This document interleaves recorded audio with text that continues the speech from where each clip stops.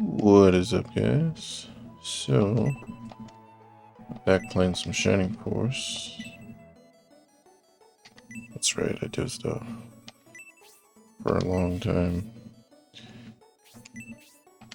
No, I'm still recovering, but this week, like last week, I streamed to try it out, and then I gave myself another week. Basically, just been resting, working, resting. But I think I'm almost there. Hold on. Let me make sure I turn the TV off in the other room. I know it sounds stupid, but I think I'm gonna lift that TV on.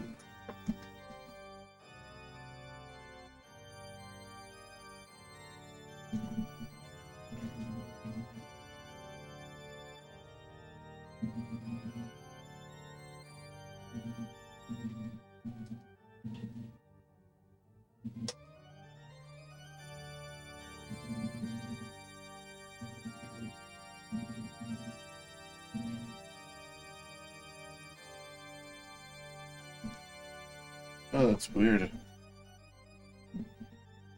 Thought I heard somebody's voice. I hope it's not outside. It was like faint though, it was like not that loud.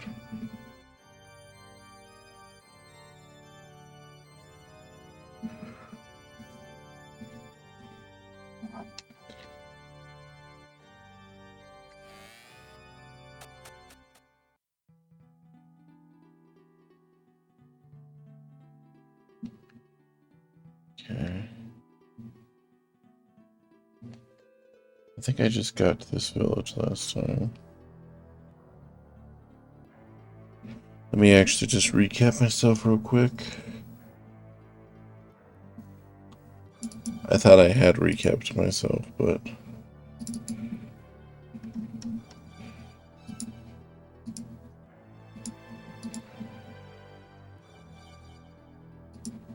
okay, I literally just got to this village. I haven't talked to anyone or done anything. I literally just saved it. During the first legendary expedition, they set up base here. The fixtures in the cave are relics of that time. It's super weird too, because I was watching the video and I was smoking, and I was just like, nah, I don't smoke anymore, so it's like, I don't know.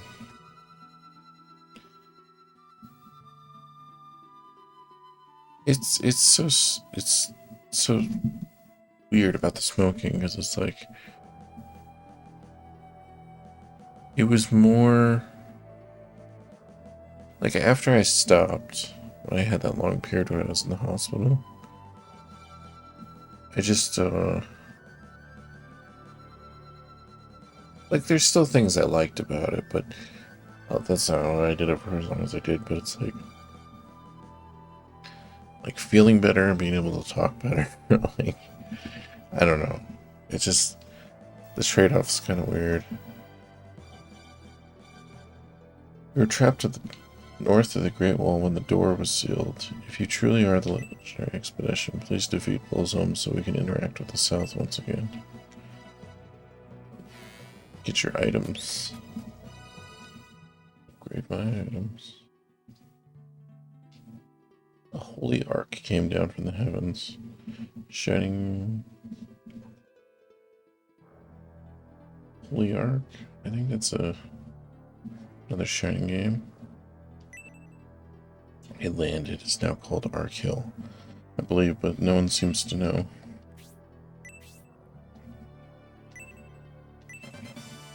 Nice.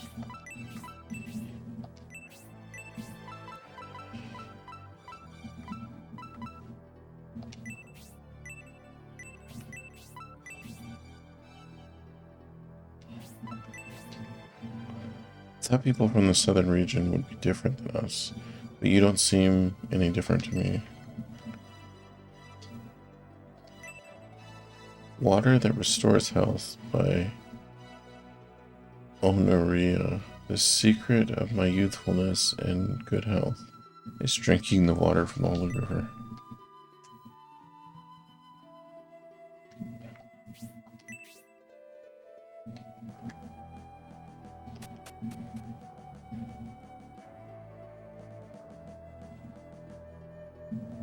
I'm gonna read up a line too to see how far 2 and 3 are connected.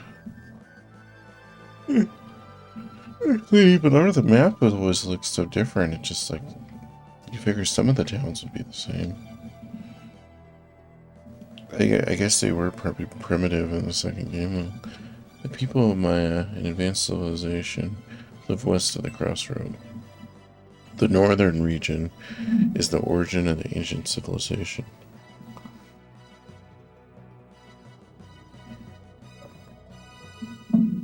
I made some coffee and then I didn't have any creamer, but I've been eating yogurt for my stomach. I was like, I looked it up and I was like, oh yeah, I guess you can mix yogurt with the coffee. It has like a little bit of a bitter taste, but coffee tastes better anyways. It actually is pretty good. Mine is very advanced. Their houses float. I wish I could fly like they do. Oh, are they bird people?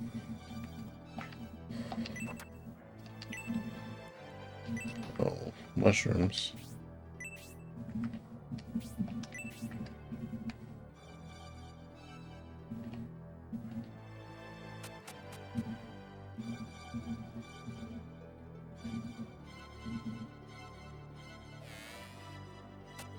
Here we go with shit.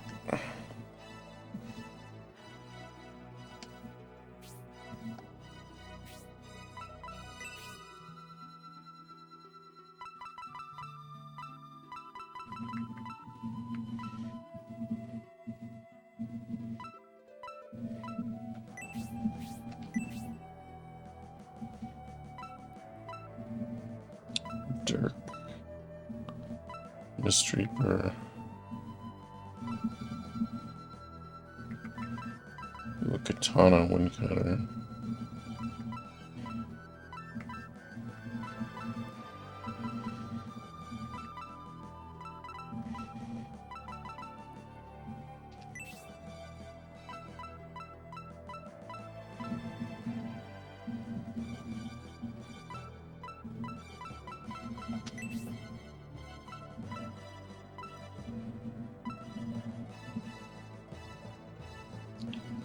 Still level 2.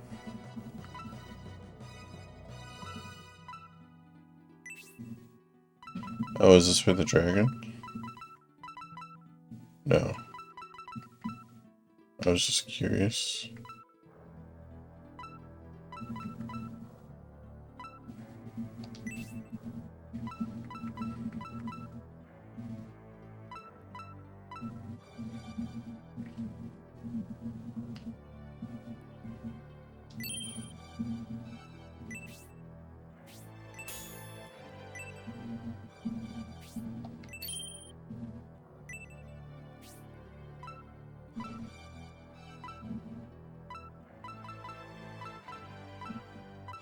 It's actually funny because it's winter time, so I've been having bought a little heater. My house is so small that I don't even have to have it on that long. I usually put it on low, but it's like it's gonna drop into the 20s, but it's been 50 degrees all night, so you know I preemptively had the heater on like normal because sometimes it hits like 10 degrees at like 6 o'clock, and it's just been warm. It feels like summertime in here right now, which is good. I'm happy. I'm glad that the house is well insulated at least. 16. Yeah, I was gonna say. Alright, I'm not too worried because I bought a lot of the weapons that I have are made with mithril.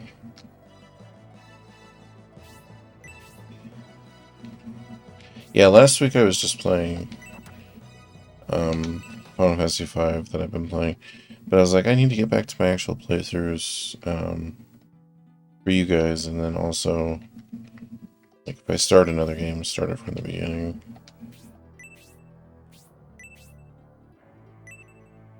It was a good test run though. To the I feel like I can talk more this week than I could last week. Last week I felt like my diaphragm, like I was getting like more tired from talking. Give your products appeal. Displaying rare items is one sure way to increase your sales.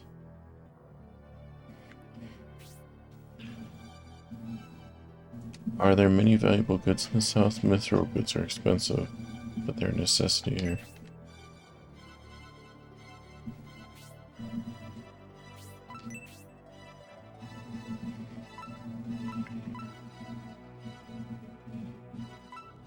Oh, okay. I was thinking if I needed that map, and then I was like, oh no, it's the map that I sold her. Because it wouldn't let me. It wouldn't let me go there. I fucked it up somehow. I knew where it was at. The river doesn't actually ward off beasts. They just don't like it and choose not to come around. Never let your guard down.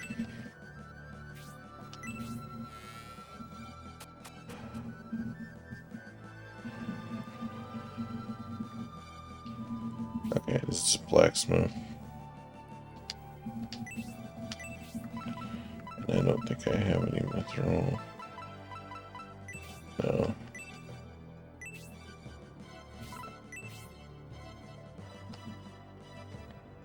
I went to check out a TV after work. Whoa. And the guy said it was a 32-inch. And when I got there, I was like, this is like a 17-inch. It was like smaller than my computer monitor. And I was gonna get it because my old TV was a 40-inch, the same model, and it does 240p.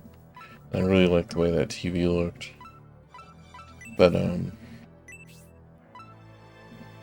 oh.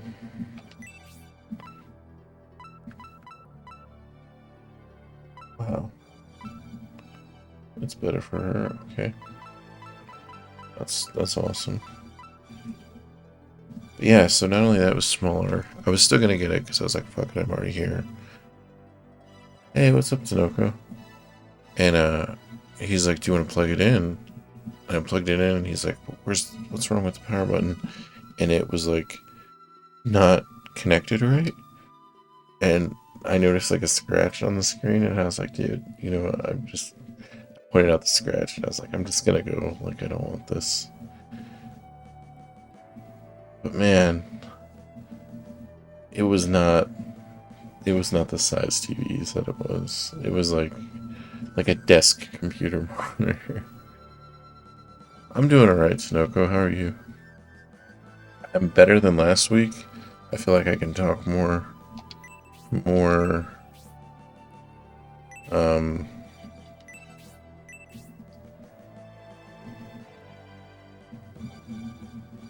Oh, my Discord. What was the stuff? Oh, no, this was today. This is just a weird, this is for a flat screen. It was, oh, yeah, okay. Yeah, no, I have another 2 doctor's appointments the next 2 days, and then I have another test at the beginning of next month, so I have a feeling they're going to keep testing me and make sure that the infection doesn't come back. They keep drawing blood and stuff, though, but no, I've been feeling better and better. I just it just takes a little while. No, I appreciate it. Sorry, I was talking about this weird TV experience I was having. Oral Village is protected by the crystal from ancient times. Its holy power keeps beasts out of the river. But yeah, when I said that I was like not gonna do it, I had already handed him the money, so he handed me it back. But when I said it, I just looked at the ground. I didn't even look at the guy. I was just like, hey man. I was like, there's a scratch. It's not like working right, so I'm just gonna go. It was so the last Samsung models that have component on the back, I had one I had a 40-inch, and I love that thing because it did 240p. And when I played Super Nintendo and stuff on it, it was awesome, dude. It was like the cleanest flat screen I've seen. I haven't been telling a lot of people about it. Yeah, but so he said it was a 32-inch, and I get there, and it's like this fucking big. And I was like, that's like a computer monitor. I was like, that's not 32 inches. But he didn't have the remote, which I have an extra remote, but I didn't tell him that. And he didn't have the stand. But he's like, oh, you could just set it, you could just leave it on the desk like that. And I was just like, motherfucker trying to sell me a TV that doesn't have a stand for like, with scratches on it. It's like, come on, bro. Like, this is like a $10 TV. No, they are. I should have kept... So what I should have done is I should have kept my old one. Because when... So that TV, something fell on it. I was using it to stream. Something fell on it because I was in the closet at the time.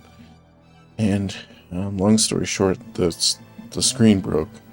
But I had had that TV since it was new. And so I've been trying to find the same model. Because... I don't know, just the component-wise, it just looks great. Damn, 200 pounds. Yeah, this is right now. I'm on this Toshiba, and I believe it's a 30. This might be a 40-inch. I don't remember how big it is, but it is huge. I'm trying to remember what size it is. I have the model in the Discord. Dude, this lady gave me for free because she was trying to get rid of it and no one wanted it. And she finally messaged me back like 2 months later.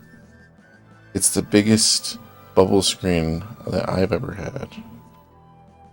You know what? I gotta turn the mic down a little bit. Hold on. There we go. Just so it's not... I feel like it's clipping a lot. I wonder how old Honoria is. Everyone says she's been young forever. It's unbelievable. I need to get into a battle or something. Everyone deserves to see 240p on a 480 and 480i and a 36-inch. So this one only does 480p is the bad one, I think. This one doesn't do 480i, unfortunately. But fuck it, it does 240. That's mainly when I play on this thing, so I can play, 480. I have other screens I can play at 480, so. Oro Village is protected by a crystal from ancient times. Its holy power keeps beasts out of the river. Like there's a whole other village. JVC art, actually. S3S videos of 2 components. Nuts. Yeah, that's the model that I always hear people want. I almost had a D series that was about this big, but I couldn't fit in my car. And then, like 2 days later, I saw a post from somebody in my area, and they were like, "Hey, does anyone know how to get ghosting off the screen?" And it was the same TV, and I was like, "Well, thank God I didn't get that because I had like super bad burn-in."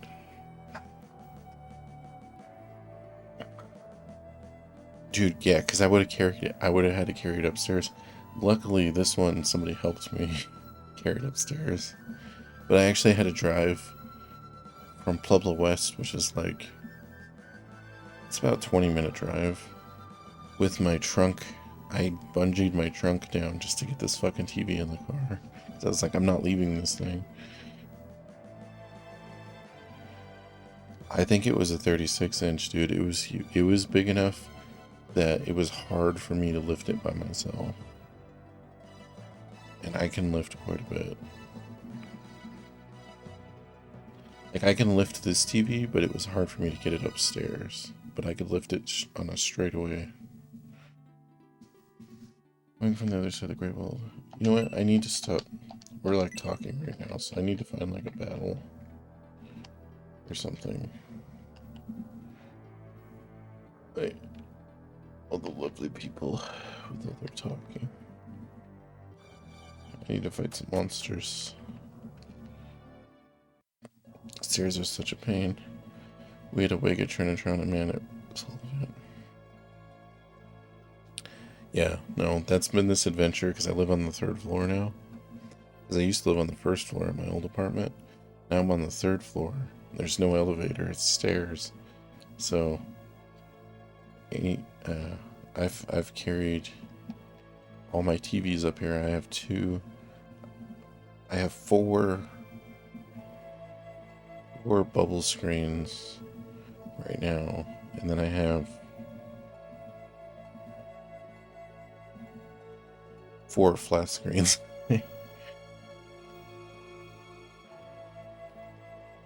My Trinitron is 42-inch too, I think, but that one I have to adjust more. I fucked it up by doing all kinds of weird adjustments. I have to sit there for 3 hours and readjust it, so I've just had it sitting there because I don't feel like doing that. I may still feel my smaller sharp models in the herd. Yeah, I keep hoping I keep finding people to give them to. Nobody in my estate fixes TVs, so my rare NEC TV, it's like, I'm going to have to fix that on my own. I'm going to literally have to buy a space to take it completely apart, order all the, because I have the schematics, I'm going to have to sit down and actually physically write out what components I need, order them off the site, and then one by one replace them. It's going to be a nightmare. But it's a $600 TV. You know, it's a rare model. So it's like, I kind of want to, because it's like, you know, if it's like a average Trinitron or something, like, it's like, whatever, you know, you'll find another one, it's free TV. But it's like, that one's like a special TV. Like, it even looks special. Like, it looks different. Like, I don't know. I almost want to do that and then start working on TVs. But it's just like getting started with everything. And then if people hiring you for work kind of thing. Because I would do that for work. I would love to do that. But the NEC has a cloud special, right? Yeah, it comes off of like kind of like an entertainment center. You could like, I think it has like a clasp on it or something. But it looks like an arcade monitor with that glass in front of it. Legendary Expedition is finally here along with the descendants of innovators. We are here on Arena. You're ruining the game by talking. No. You know who I am. Who are you? Benetram of Vespinia. Okay, good. They're not going to all announce who they are. So that's you, Benetram, descendant of the Navigators. I've heard much about you from Murasame, but this is the first time we met in person. Murasame, isn't he the ninja that was with the Republic? So one of his jobs is to contact... I think it's Honorine. I can't. I don't know. I'm going to keep saying Honorina because I don't know what it is. Those Bang and Osif TVs have a really nice dark tint on the glass bezel. Ooh, that sounds like a nice brand. This one had, the glass is clear, but it had a nice screen apart from the part that was fucked up, and none of the adjustments worked because whoever ghetto fixed it before didn't replace the caps, so none of the settings worked the way they were supposed to. European boutique brand. Ooh. Murasame was with the expedition that came earlier. They've already headed towards remote tests. We'll get to. But I was in the hospital. No. The search for the secret of Jumzi. But the prophecy is now solved, so we will also head north. The Jumzi prophecy is solved. What is the secret of the prophecy? Oh my god. I already remember. The 3 commanders necessary for that battle, Julian, Median, and Symbios. The combination of their names creates Jumzi. So that's what it meant. It certainly corresponds to the legend. Now the next problem is the innovator's power. Which is funny because if you name all the characters, I bet it changes that riddle. I'm Gracia, descendant of the innovators. Do you mean you can enhance my power? How can this be accomplished? Yes, give him more power.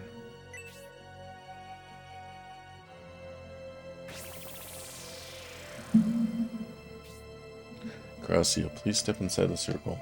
This will verify you are a true innovator.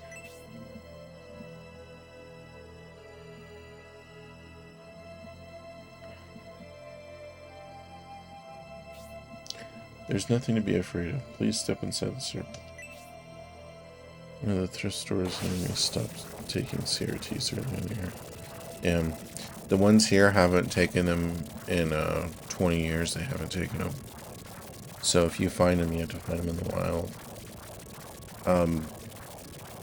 The personal thrift stores will, like the place I work at, they'll have them. But like the actual like Goodwill and places like that don't carry any TVs. It must be Gracia's power magnifying the power in the stone and causing this supernatural phenomenon. So marvelous. I never knew Gracia had such great powers.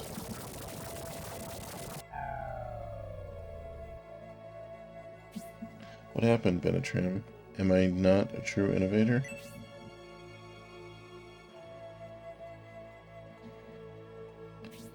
I'm sorry, it appears as though you are not. Damn. I've always thought I was an innovator. That's why I committed to defeating vandals. How could this be? Please don't give up so soon, Gracia. According to the test, you are a spirit bearer. Spirits are the source of superhuman powers given to the chosen ones. So if I have the spirit,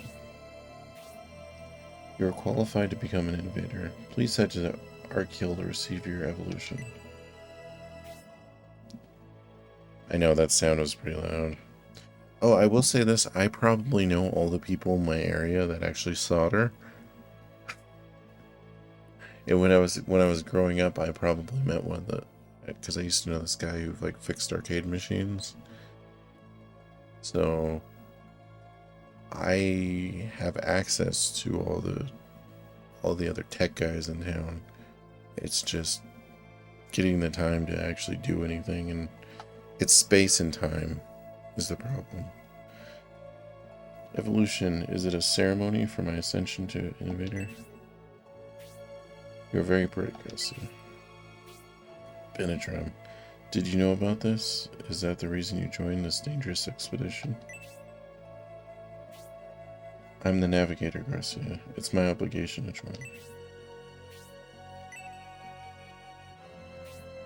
I'll tell you about my ancestry someday, but currently the most important thing is we must head for Archeal. Yes, let's head somewhere. Benetram, you know of Archeal? It's where the spirits were sent from the heavens, where the civilization of this continent originated. It is north-northwest of here, correct? You are deserving of the title Navigator, Benetram. Walk along the Holy River and go west of the fort. You will find Maya, the village that guards Archeal. Find this village and they'll guide you to the hill where the Holy Ark landed. Shining of the Holy Ark, that's the name of the other game. I still have my Aero Fighter's cap that needs a tube swap. I have a cap kit and a new flyback. The real task is finding a good donor tube. Yeah, so my buddy who owns the game store in town, he has a Defender machine, a Golden Axe machine, and like the Golden Axe one, the tube needs replaced too. And I was even thinking, I was telling him, I was like, well, eventually we're not going to be able to find tubes. I was like, so we can find a tube and go through all that trouble and remount it, make a new mounting piece and all that. I was like, or we can get a CRT, or we can get a flat screen that's OLED, that's around the same size, and get a conversion kit. Because they'll make those in the future, so then when that goes out, you can just pop it in and pop it out. It's kind of sad to do it that way, but it's like CRTs are a limited number, you know, like they're never gonna make any more. It's a dying art. Like, and those tubes in those machines, I know what you mean. They're so big. Like this tube's too big, but then most of the tubes you find are too small. You have to find one that was just the right size. They're like a weird standardized size. I can't remember what it is. I'd have to look it up again. 19-inch, yeah. A lot of arcade CRTs are pretty dim. Well, they're also dim because they're on the showcase mode all the time. Because they don't want it. That's the thing people don't understand. They turn that shit up. And it's like, well, that Pac-Man machine you have on for 16 hours a day, when you turn that shit up, you're increasing the chance of burn-in on your screen. 24-inch. There's some 26 and 28-inch monitors. Yeah, either way, it's tough. I have the duty and obligation to show you and lead you along the correct path. Sorry, I keep going between the game text and talking. Benetram right here and now is the first time I've learned of your ancestry and your relationship to this expedition. Put your faith in Benetram, he will lead the way. Alright, it's time to leave, Julian. We must head for Arkiel, so Gracia can become an invader.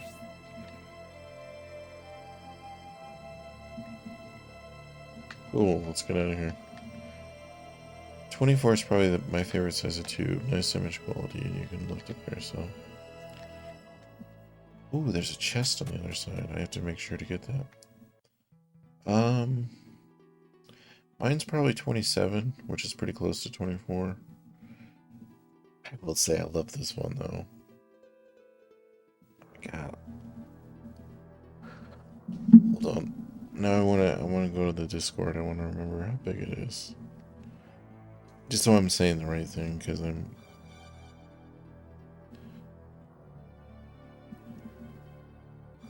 You don't need bigger, I know what you mean. It's definitely one of those things where, like... It's kind of, however close you're sitting to it. 32A33.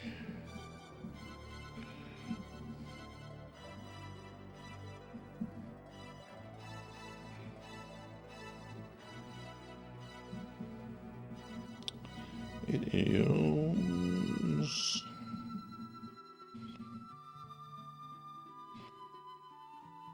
See, this is why I wanted to save that site I was on with all the info on the TV. Because now that site is gone.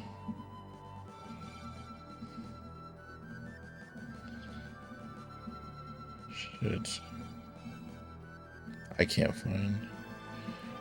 So there was a website, CRT database. There we go. Never mind, I found it.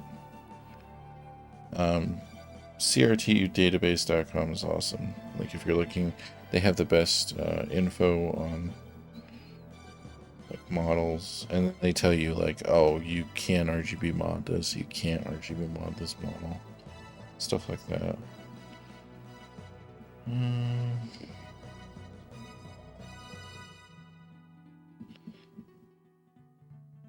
Which is like, this one has component anyway, so I wouldn't RGB mod it because it's only, they even say that in the thing, it's like, it's such a slight upgrade. Only insane people would do it. Oh, I guess this is 32.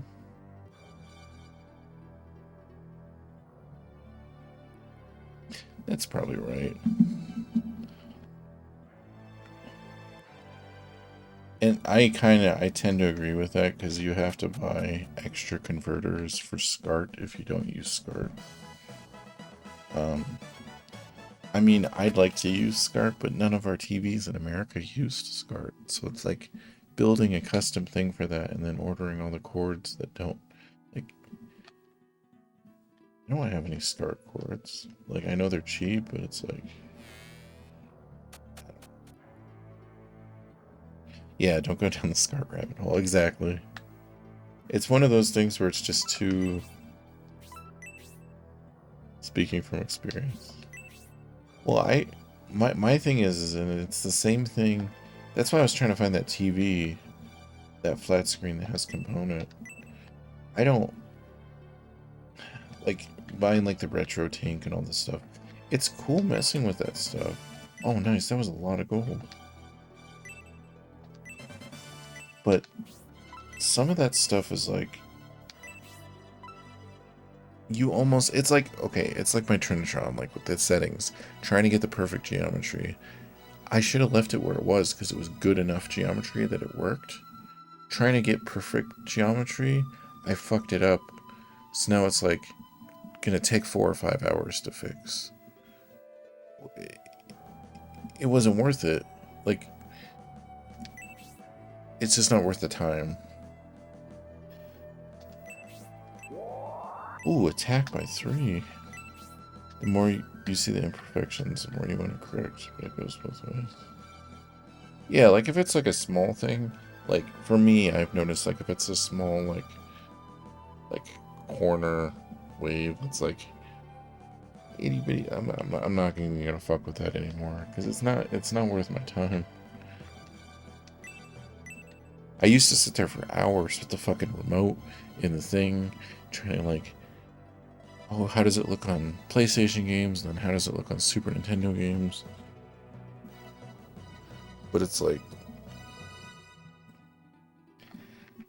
I feel like once you get it to where the game looks right and you don't notice it, that's all you need.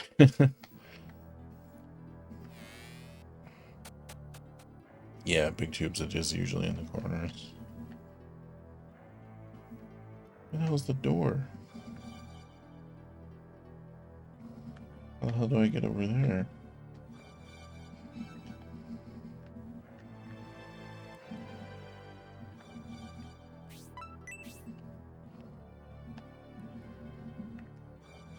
It's so weird. I guess I'll go to the bar. Like, usually large tubes will have issues with focus in places that do in the center. Yeah, that too. I noticed with mine, the Trinitron, it was on the bottom of the screen, had like a weird issue where like, and I could only notice it on certain action RPGs when you're walking down the screen, your guy would ever so slightly shrink and then get bigger. Oh man, I spent so long trying to fix that. And then I fixed it. And then I put in Final Fantasy VII. And then that was off.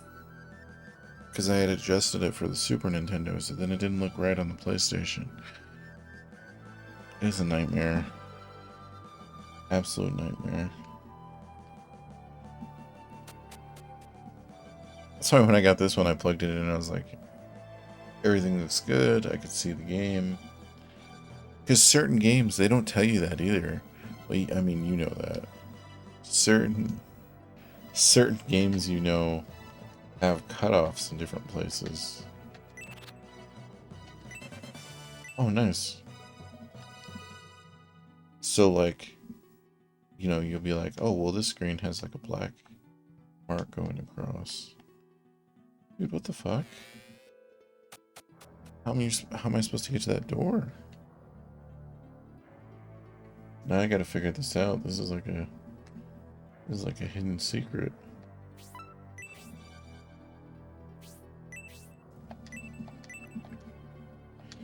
You are the legendary expedition. Do you have time to tell us how life is south of the Great Wall? Sure. How are the taverns in the south? I bet they're different from ours, aren't they? No. Yeah, they're not very different. I guess taverns don't change no matter where you are. That was interesting. Some games are super dark, or yeah, it's moved over to the left. Super Mario Bros. 3, famously, every time I play that on any fucking screen, you could see off the sides of the screen. Trying to think of other examples. The menus, so like in Final Fantasy, like for instance Final Fantasy VII, the game will look fine, and then when you go into the menu, you'd be like, oh, the menu is slightly wavy in one place. But you don't notice it in the game. You just notice it when you're in the menu, and only if you're focusing on the lines and just staring at them. So it's like you have to just go back to your old senses of being like, you know what I mean? Like, you wouldn't stare at the fucking lines to see if they're straight back when you were a kid. You're too busy playing the game.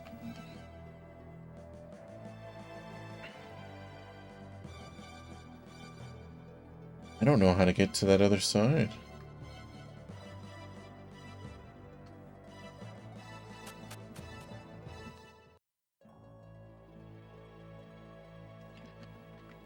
But on a side note, though, I love Sega Saturn.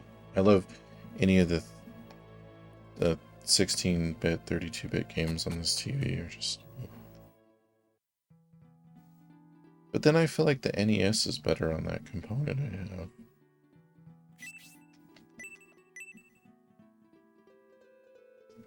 Using your knowledge and appreciation and being okay with the image quality.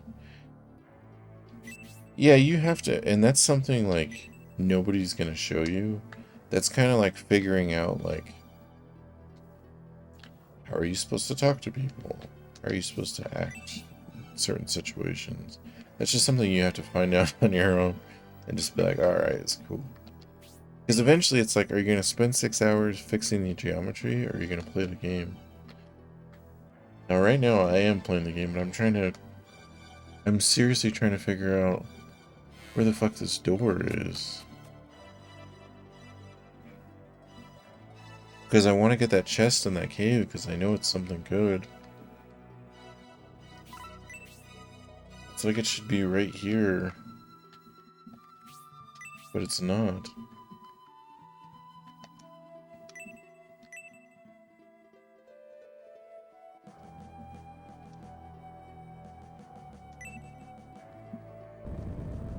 Oh. Oh. To the victor goes the spoils. Yay, people came through the Great Wall. You guys are the legendary expedition, right? Yay, soon we'll be able to play outside. Sure will. Now give me your secret chest. It better not be something stupid. It's like an herb. Ooh. Volcanon wand. Volcanon's the god from Shining Force 2. I would say that's worth it. Ooh, fire resist plus 30. Phoenix level 2. Alright.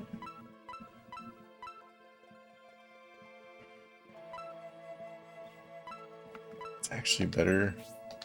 I think I made her a wand. Oh no, I just bought her. It's better than that one I just bought her.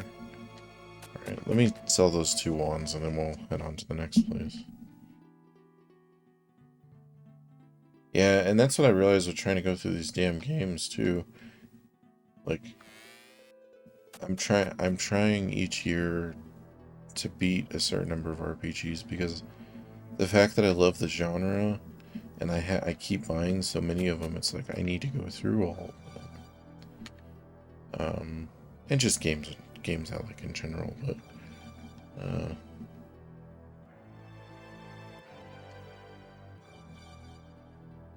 it can be a daunting task, because it's like, do I play the same game that I've beaten 300 times? It's like, yes, I know I love that game, but let's try to experience all these other games. I've really slowed down on buying games. I have too. I think a lot of the community, we've gotten to the point where it's like, like, I'm never gonna play all the shit that I have now.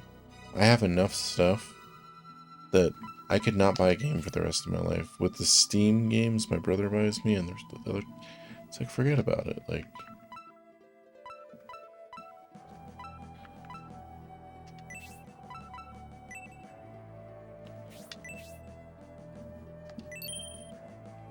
I mean, yeah, there's stuff I want to play, but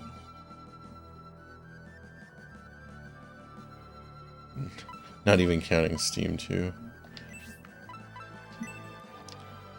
I count it just for me as a PC gamer, because it's like, I mean, I have stacks of old PC games. I actually just found Diablo 2 big box the other day, which I know isn't like the greatest, but I love the first 2 Diablo games. So yeah, that's what I mean. Like, I buy a game maybe I buy like maybe a couple games a month, or like every other month. But there's a lot of times, like, I'm not going out of my way. Like Earthbound, I really want Earthbound. I beat it on the EverDrive card already. I know I like that game, but I'm not spending $400 on it. I'm not. Like, if somebody wants to give me a deal or trade it to me, like, I'll get it, but I already played it. Like, there's no... Like, the games I own, like, games that I really want to own.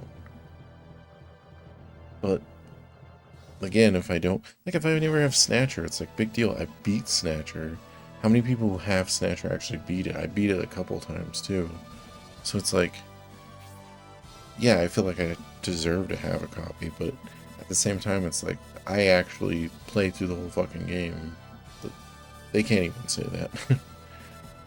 Last game I bought was Time Splitters 2 at Midway Arcade Treasures 3 on Xbox. That's it. Ooh, those arcade treasures are good. I like those ones. Grassy, you can feel it even before they've performed the evolutionary ceremony. We haven't yet, but with the combined power of Jumsy, we'll defeat Bullzone. The Symbiote army is way ahead. Median is going to remote test by ship. We have to hurry. We'll arrive and remote test late. The Symbiote and Median armies will already be attacking Bullzone by then. That'd be risky for my brother. It would be better if we join armies at remote tests and proceed together towards our kill.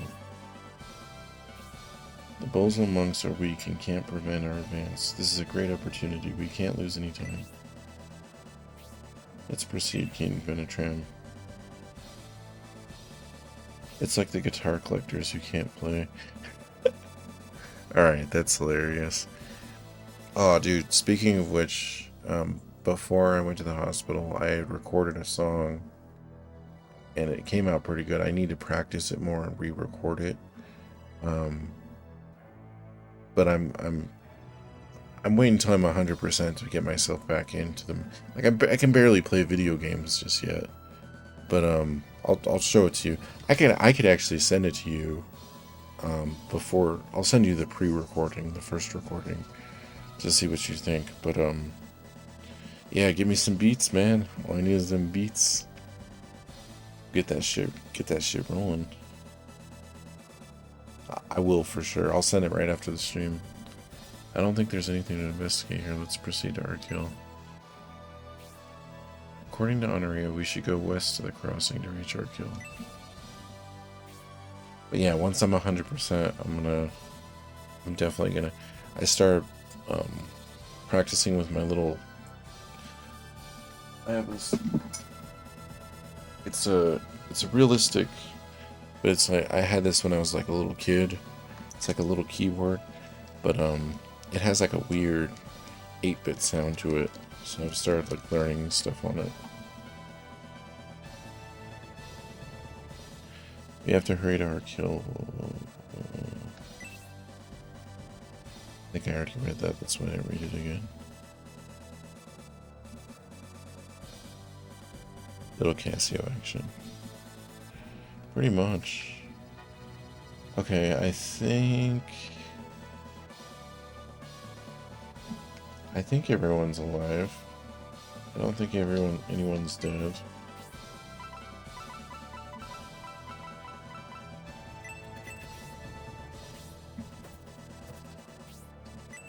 Oh, I guess I should monitor the battlefield more.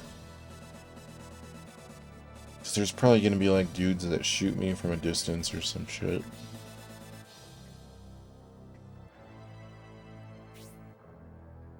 Oh.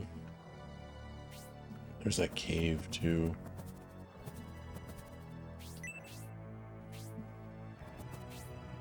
You ever play Panzer Dragoon Saga? Speaking of various games. So about a year ago, I had successfully burned a first disc.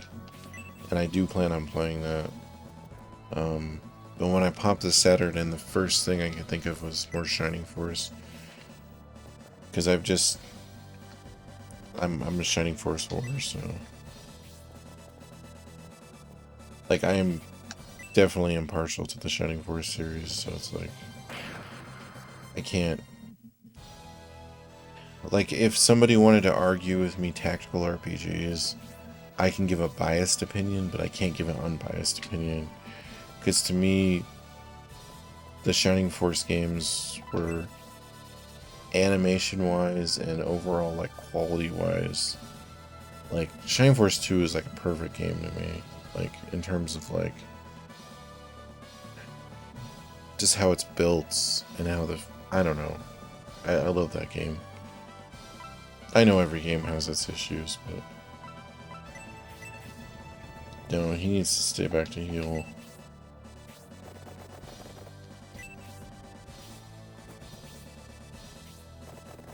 And don't get me wrong, I like Final Fantasy Tactics. I bought that game when it came out for Christmas. I was fucking stoked to play that back in the day. But, I even rebought it because the copy I have broke. But, it's just... I think Shining Force is better. Like, that's just my own personal appearance. Shining Force 2 is top tier Genesis game alongside Rocket Knight and Shinobi 3. Fuck yeah, dude, Shinobi 3. I'm so glad that's a game, I don't know why that game is not expensive, because it's so fucking good. Like, it's literally like every time I play that game, I'm like jamming out on that fucking... Rocket Knight I need to play more of, but it intimidates me with its multiple paths per level.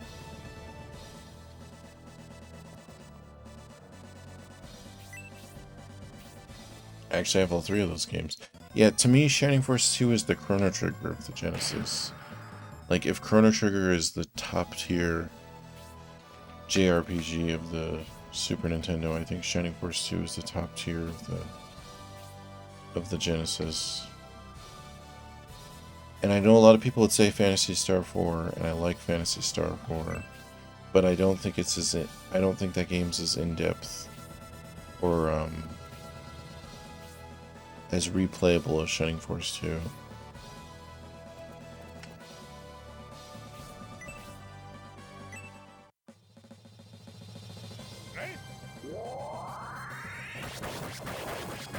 I still enjoy Road Rash from time to time.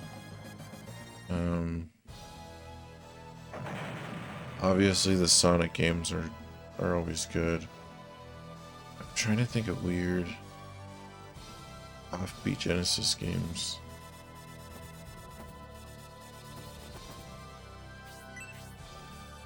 Phantasy Star is cool, but not primo top gaming. Yeah, the first Phantasy Star definitely was for its time. Like, the first Phantasy Star I would put in terms of what you can do in that game for the time period in which it came out in for console gaming. I feel like the first Phantasy Star is like tip of the top, and then 2 was like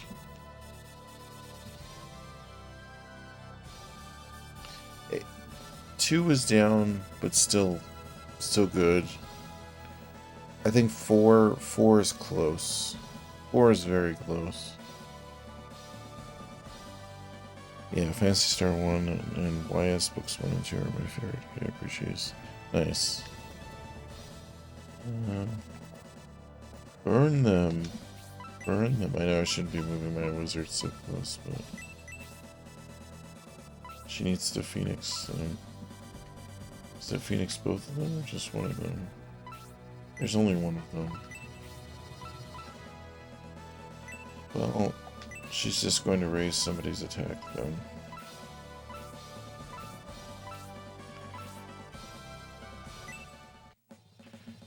I'm not nearly as dedicated as an RPG fan as you, but I feel like this says a lot about my taste, I guess. Oh, I would say I would say anyone who likes Phantasy Star 1 is definitely a fan of JRPGs. I know you don't play as many of them, but I would still consider you like an expert on the subject. I wouldn't consider you like a top tier, like, but your opinion is definitely valid for even mentioning and being like, I like Phantasy Star 1. Like, I think less than 1% of the population would even know what the fuck you were talking about. You mentioned that.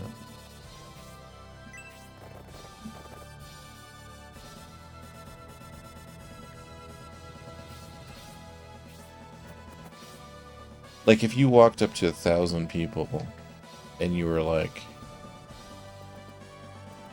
have you ever played Phantasy Star? I guarantee you it would be less than 100 people that would be able to explain to you, or that had played Phantasy Star.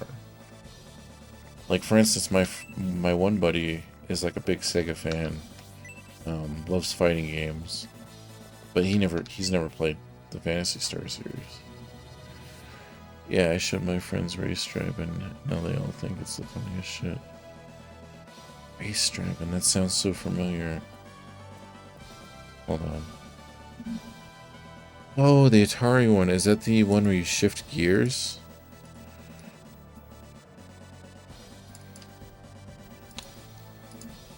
I was playing Atari games when I was... Oh, the arcade one. That's the one I could never get to work right on MAME. But I used to play it on the Super Nintendo back in the day all the time.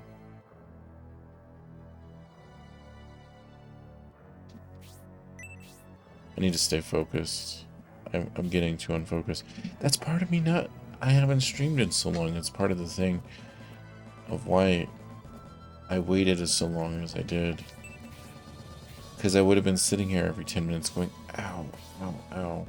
Now it's like every hour I'm like, maybe a little bit of ow, but...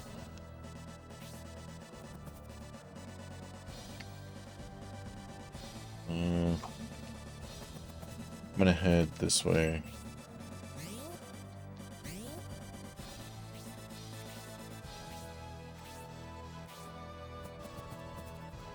Hell yeah. Hell yeah, we gotta catch up.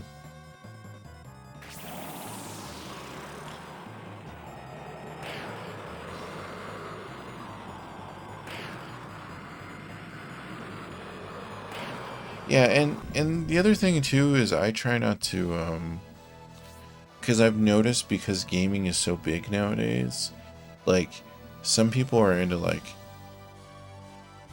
I'll talk to a random person and they'll be like, oh, I really play these farming games or this or that. And I think that's just as cool.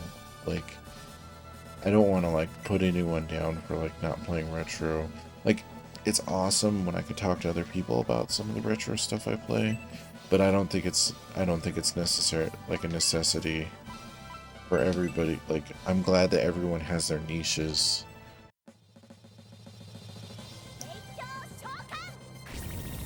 Oh, nice, Daisy. I've been playing 7 Days to Die with my brother. That's a really fun game. And then Fortnite, which I don't really stream, but it's kind of because there's so many people talking. I don't really know how I would. You know, sometimes you're just like trying to relax with your friends. I don't know how to explain it. It just doesn't it doesn't like vibe the same.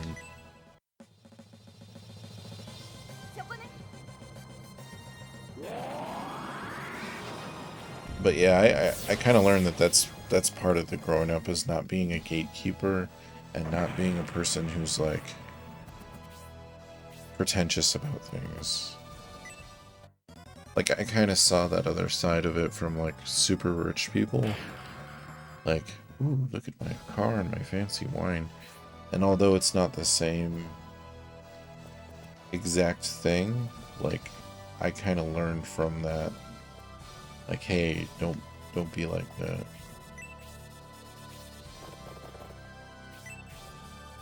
Oh, I thought I could have attacked him from there. And then he doesn't have long range, does he?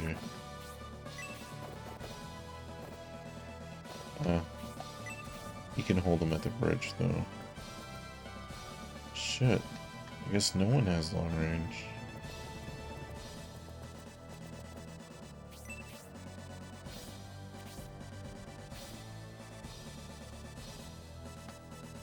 Yeah, and eventually I'll run into some kid and I'll tell him about, you know,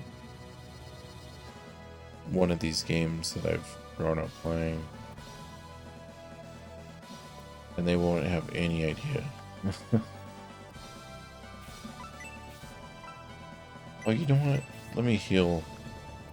I need to heal my main dude is what I need to do.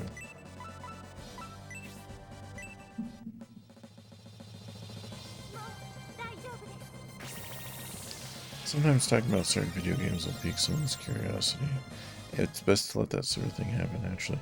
Yeah, exactly. Like not force people. Like it's like the same thing with movies. You know what I mean? Like if you keep bugging someone, you're like, you gotta watch that movie. You gotta watch that movie. You gotta watch that movie. It's annoying eventually. Sometimes I'll still end up annoying close friends, but you listen to the album, man. It's not exactly.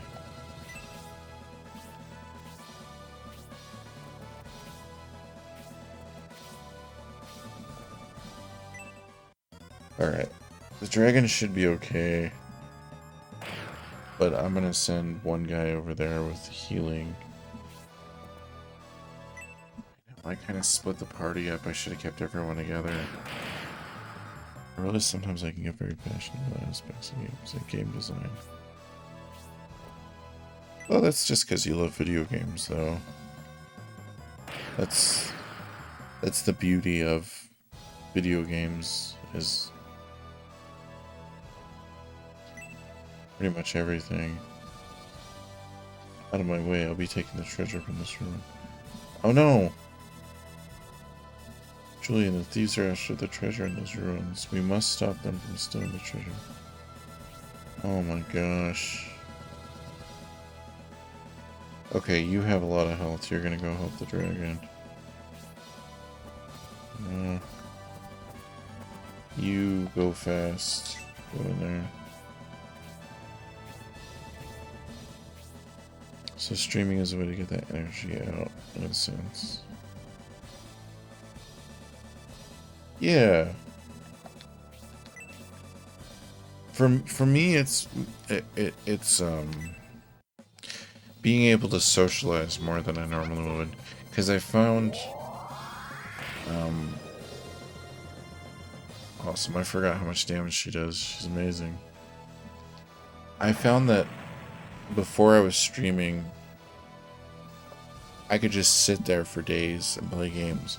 Kind of like how I was when I was healing. You know, I can comfortably sit there and play Tetris for 5 nights and not talk to anybody.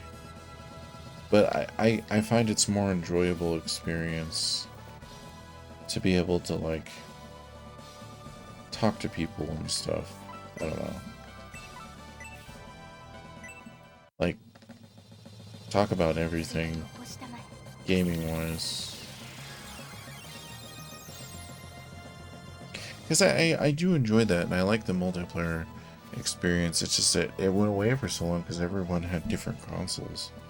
And now I feel like everyone's finally, because of games like, that's the reason I like Fortnite, is because it's on every console. Like when I was in the hospital, I didn't have access to a computer, but I was able to play a match on my Switch. Now I wasn't able to play along because my arms both had IVs on them, but the point is I was able to, like, experience, like, I was able to have the same, almost a similar experience on my computer as my Switch, like, which I thought was pretty crazy.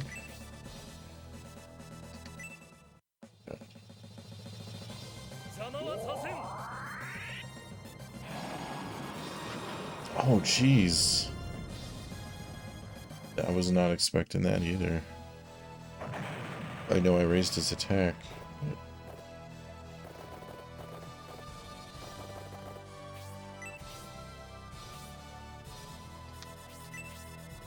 Yeah, I like to be able to have cool friends. Well, we've actually gamed too, playing like Grand Theft Auto and stuff. We've had like a grand old time, if you will.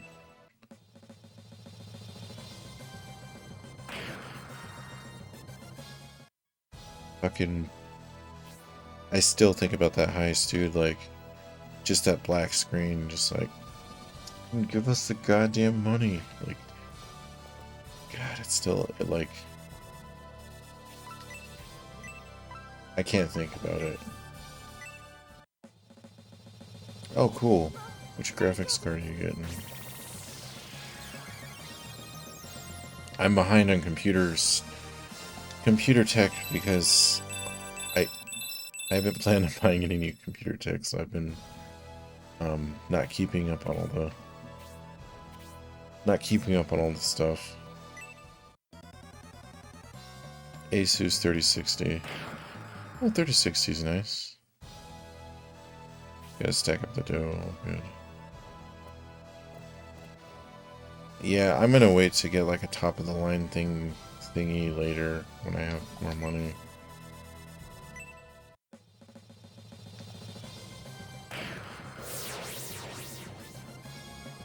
I'll have to figure something out.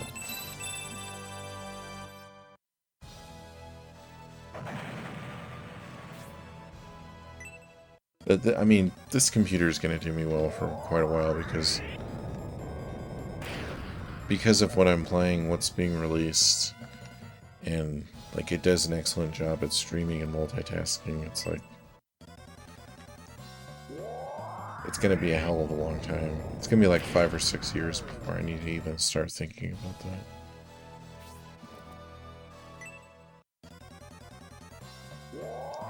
Why are they all doing the same thing? That's cheap. That's so cheap.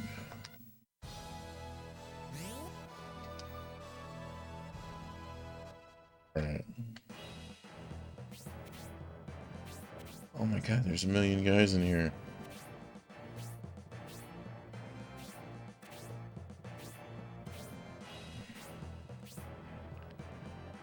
Need to make an animated emote. I need to look into that too. I thought it was cool. My biggest thing is I didn't want to spend... I don't know. I know how long it takes, so... I know because I've watched my friend make a cartoon, so I know how long it takes to animate things.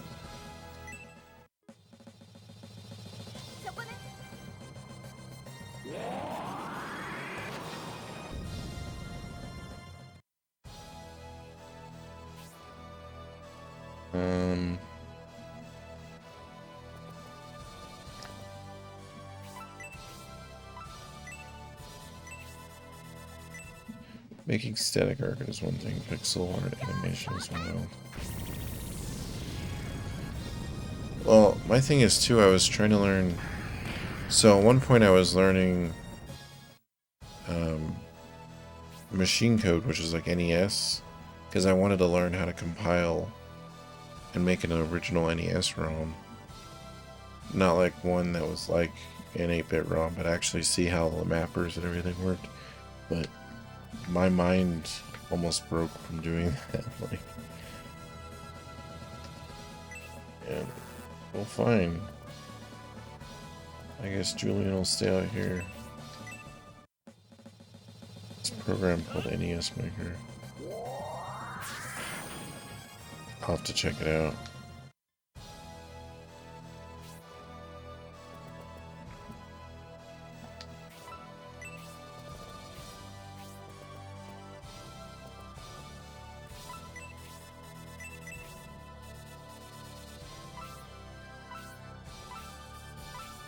You know what, fuck it, just kill him. I was messing with it a couple months ago. You can use templates and functions, but you can also code stuff in assembly. That's interesting. I know I learned...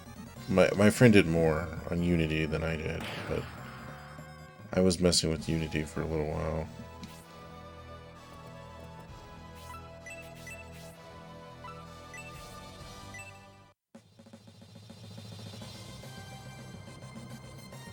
See what I thought of, but I just never went forward with it, was the cell phone thing, because I still think if you made, because everyone has phones, if you made a good enough game on the cell phone that utilized the, you know, couple touchscreen controls that people use, that would be the easiest way to like get money as a startup company.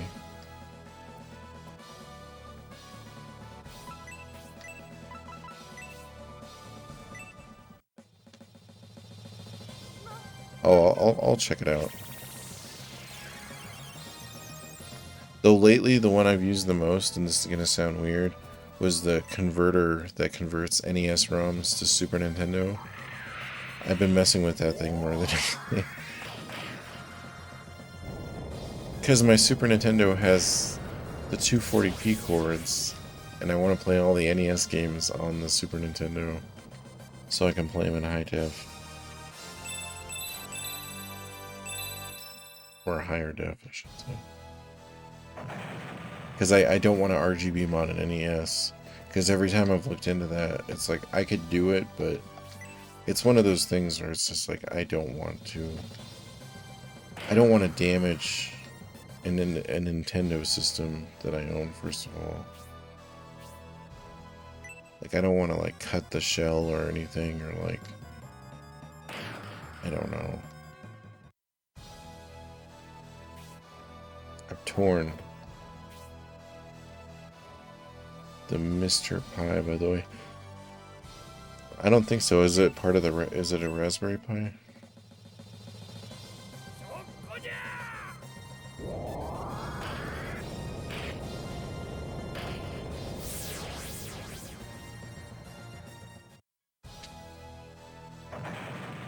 It's like Mr. FPGA without the shell parts. Much cheaper. Oh, you know what? I think it's that one... Are you talking about the one that he shows you can build for like... It's like $27 or something like that. I'm trying to think of the guy's name. Yeah, I've seen it. I thought about doing that. The main reason I haven't is I play all my retro games on retro screens already. So it's one of those things where it's like, yeah, it'd be cool to be able to play on my flat screen TV, but at the same time, I personally don't really have a need for it at the moment. So I haven't, like, looked into it too much. Is that the only chest in here? Oh no, there's two chests that way. I'm wondering if I should go for one of those chests. No, like use it on a CRT with component or whatever TV is. Oh, does it do something?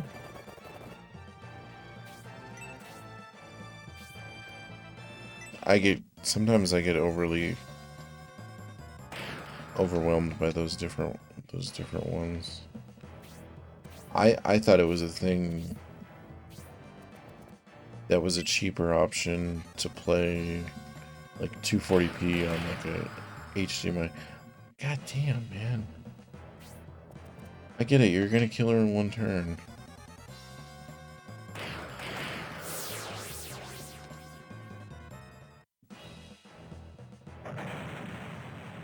I don't care about the treasure anymore. Bullshit. Bullshit treasure. See, that's like stuff like when I've played this game 2 or 3 times, I'll understand how to get all the weird secret treasures, but like the first time through, it's like I don't even expect. I'm just getting through the damn game.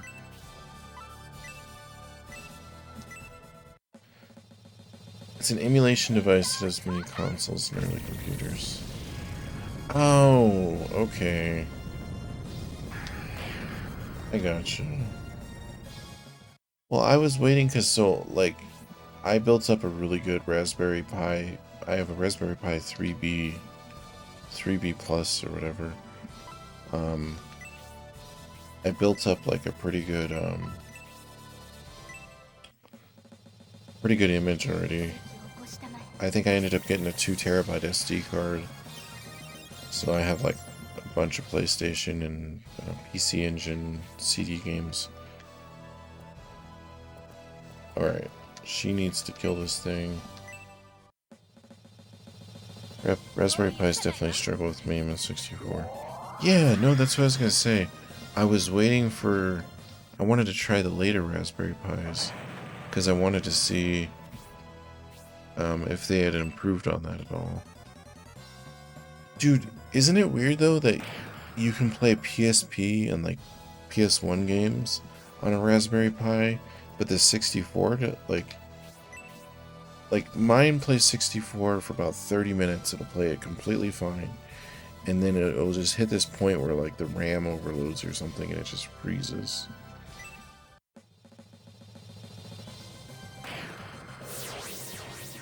But I find that so odd.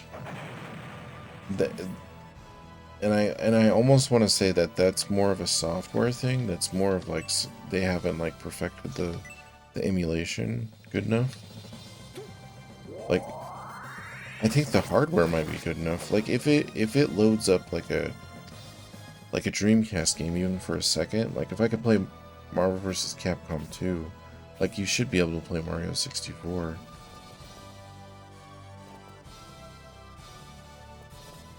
Oh god, I'm not sending anyone else in there. Those guys can go screw themselves. Maybe I'll send him.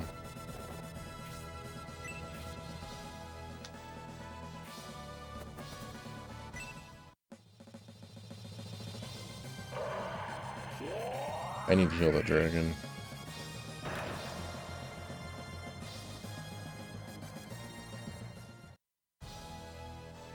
Sorry. My foot was itching for some reason. I don't think there's any enemies here.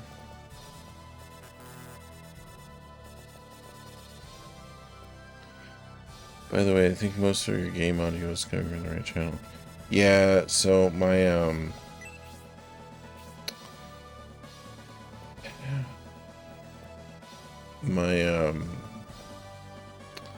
my Genesis HD Retrovision cord, the audio, one of the channels went out, so I'm basically running it in mono on 2-channel.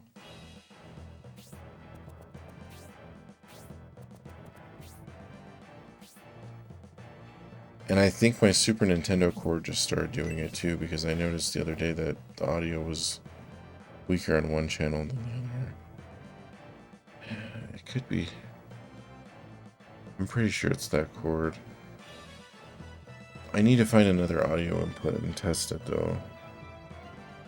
But that's something that I just started noticing, like the last month of streaming. But I'll definitely look into it when that I'm getting like more healthy. Took me forever to notice that. That's good though.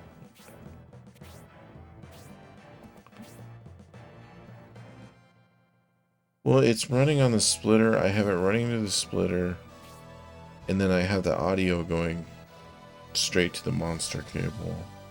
I had it directly plugged in, but it was doing the same thing. And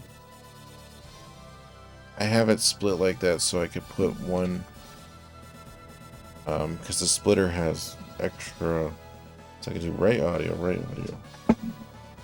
if that makes any sense. Or I could do left audio, because it has extra audio outputs. There's other ways I could do it too. There's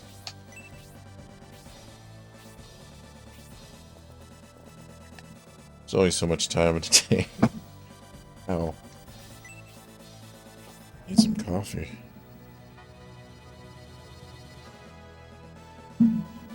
By the way, yogurt totally works as a creamer, especially if it's like I use the Yoplait. It's kind of sweetened anyways. Like it's not as sour as like a Greek yogurt. Yeah, if you don't have creamer, definitely. My Saturn S video cable crapped on me recently. Damn. See, yeah, this is the Genesis HD Retrovision cables with the Saturn converter is what I'm using here. And the colors are a little different from the screen. I'll mess with them again later. It's just, I swear to God, I'll mess with that shit for hours and it'll be like off still. This, how much is that with the Saturn adapter thing? So the Genesis cord itself, I think, is like 70 to 100 bucks. I don't remember. They went up. They were 70 originally. I want to say it's like 100, 120 bucks. The adapter was only like 10 or 20 bucks. So the adapters are like, because I have the adapter for the PS1 Saturn, and a PC Engine, and those are all 10 bucks. And I need to get one for the Model 1 Genesis too. But they all use the same, the Genesis one, and none of them use the Super Nintendo one. And so my Super Nintendo one has less wear on it. Because I'm using this damn thing for the PlayStation, the Saturn, and the Genesis. So what I wanted to do was I wanted to build an adapter for the Super Nintendo one, or like, my friend was supposed to be making me some because he figured out how to make them, and I was gonna trade him boxed PC games because I have a bunch of extra ones because I know he collects them. I was more just gonna give them to him anyways. I don't care what they're worth. It was more like a friendly kind of thing. But that was like 8 months ago or something. So like 2 years from now, he'll be like, "Oh, I built you those cords." Yeah, a friendly barter. There's a fork in the road ahead. All units take the left path. That is probably the Empire's. Okay.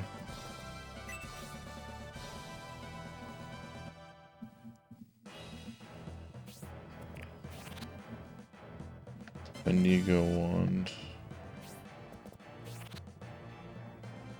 White ring.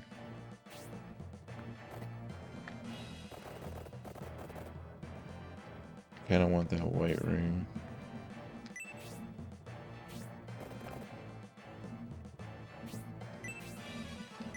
But good luck getting it.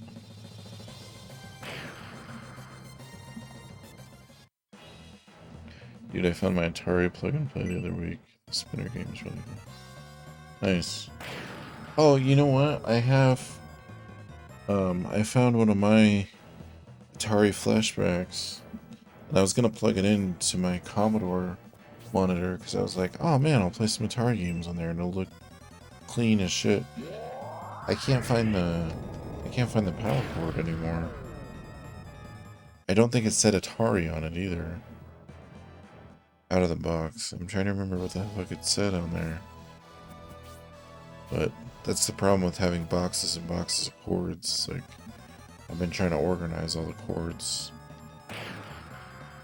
So far I've got the consoles organized, where I have like all the Dreamcast stuff in one box, all the Super Nintendo stuff in one box, all the PS1, PS2 in one box, so on and so forth. But I haven't got around to all the computer cables and all the weird extra stuff. I had to throw a lot of stuff away. A lot of my extra floppy drives. I had a box that was just full of floppy drives. I had a box that was just full of old CD-ROM drives. I had a box that was all old hard drives. But I couldn't... My new house has less space. So when I moved, I had to end up tossing a lot of that stuff. And it's fine, it was junk. It was computer junk that I used, but at the same time it was still junk. Stuff that I don't necessarily need.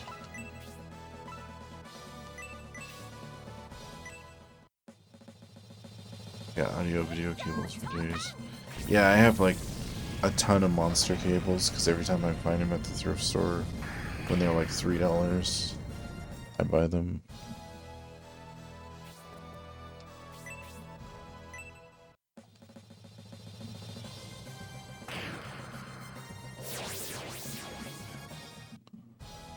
Oh, one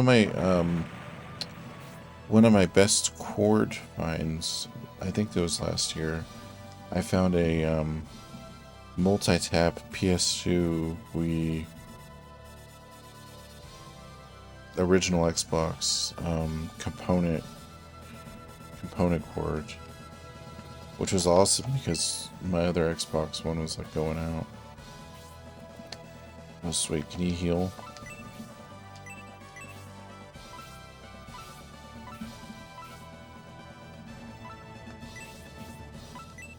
For a while I kept finding these audio research branding cables, shielded in nice quality. Nice. And then I was gonna build a 360 component cord, because I don't know what happened to mine.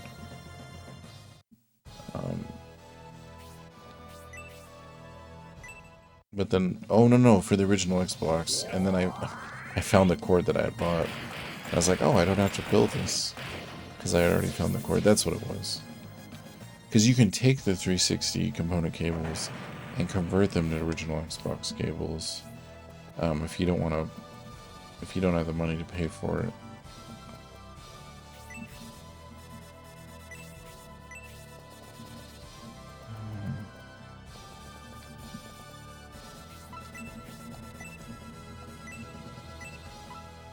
Oh, she has Aura too, right? There she is.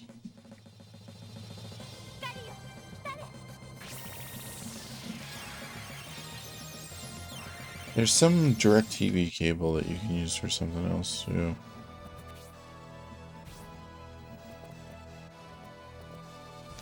But yeah, I had to focus on not buying some of that stuff for a while because I was getting too crazy.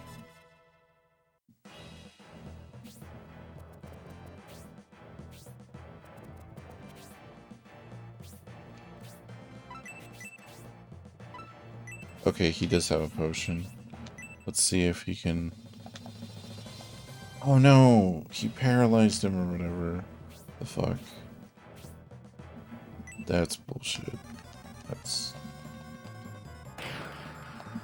Yeah, I would have used the potion to heal if I had done that. And this jerk blocked me.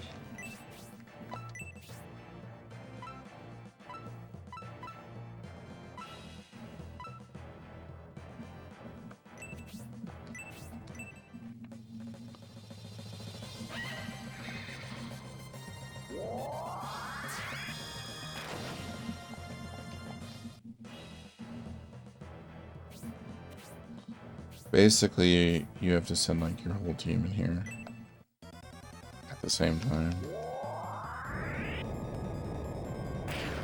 I get it. I get it.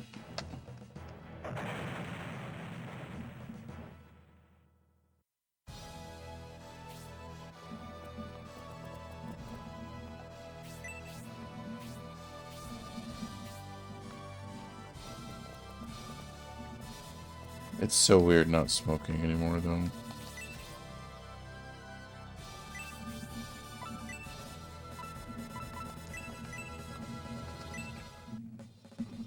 Okay, I feel very, very different. I still want to smoke. Like, I still get the urge to smoke, but I'm not going to. I had a dream that I was smoking, and I was like, oh no, I broke my streak. I did have a pop. I have drank a couple pops here and there, but like a ginger ale, and then like a cherry 7-Up. But I was trying not to drink anything like crazy.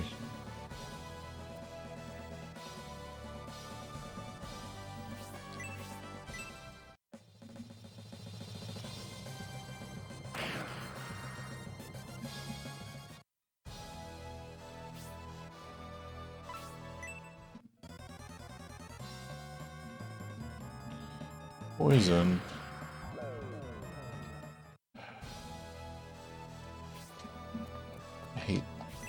I hate the poisons.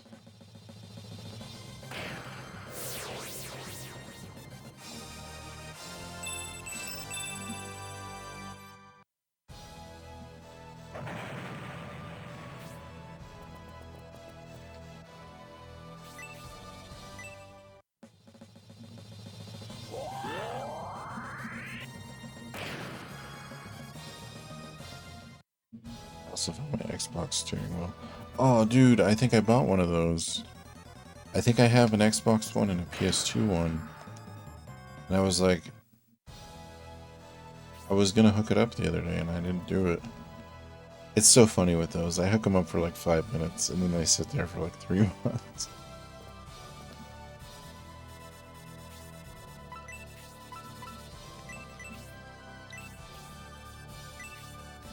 Gotta play Sega GT 2002. Dude, Sega GT and the 2002 one, I beat the shit out of both those back in the day.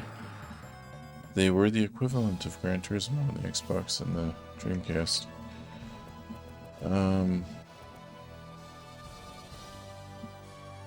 Dude, I had the Saturn wheel. So when I bought my first Sega Saturn, it came with a driving wheel. But stupid me, years ago when my Saturn stopped working, I got rid of it. Because I was like, I don't have space for this fucking thing. Which I didn't. It was very true. But now I'm like, shit, I should have kept that because it was a Sega Saturn.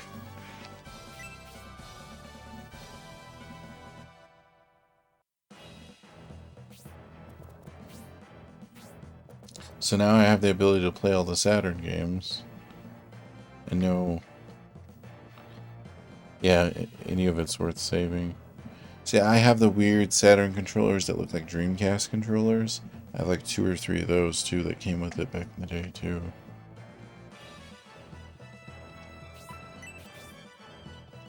Fine, I'll use the potion. Missing that. I play 2D games anyways. Well, you know, the funny thing is when I bought my first Saturn, those are the controllers that came with it. So I thought those were the standard controllers. So when I saw the standard controller, I was like, what the fuck is this? Like, and to me, it was a natural progression because it looks like a Dreamcast controller.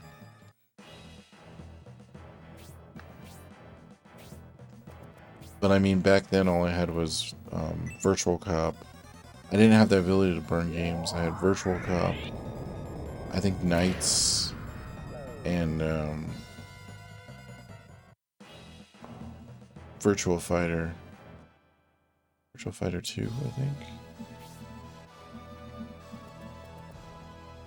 I had like a handful of Saturn games. And half of them never worked because the laser on that thing was going out. So you'd sit there for like 10 minutes trying to get the damn thing to work. Oh, you're good.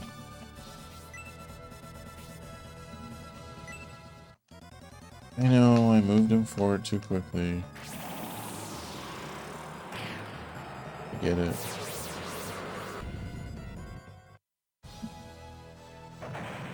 I'll play the next battle more safe. I was excited, I wanted to kill things.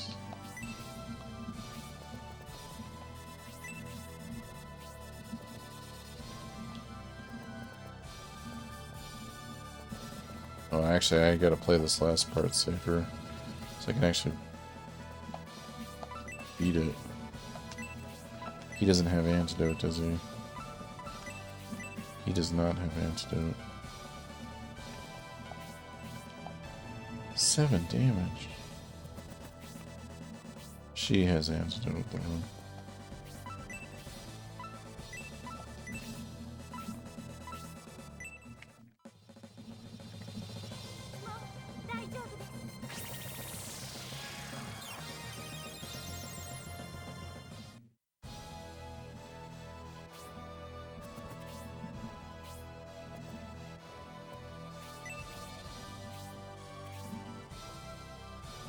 Nah, it's so much cooler being able to... like, it was cool having some of that stuff for like 3 seconds. But, being able to play like all these translated games. And all the... just having access to the whole library. To me, that's... I'd rather have that. Like... because back when I first... I think it was like... dude, I want to say it was like 2006 or 2007. Like, I was like one of the only people in town collecting Saturn Sega CC stuff. But,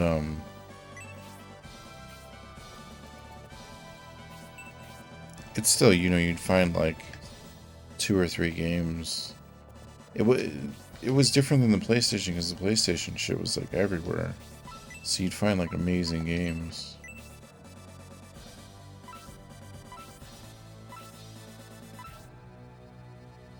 Sure. Man, Saturn was scuffed here. Oh, like they didn't even have it?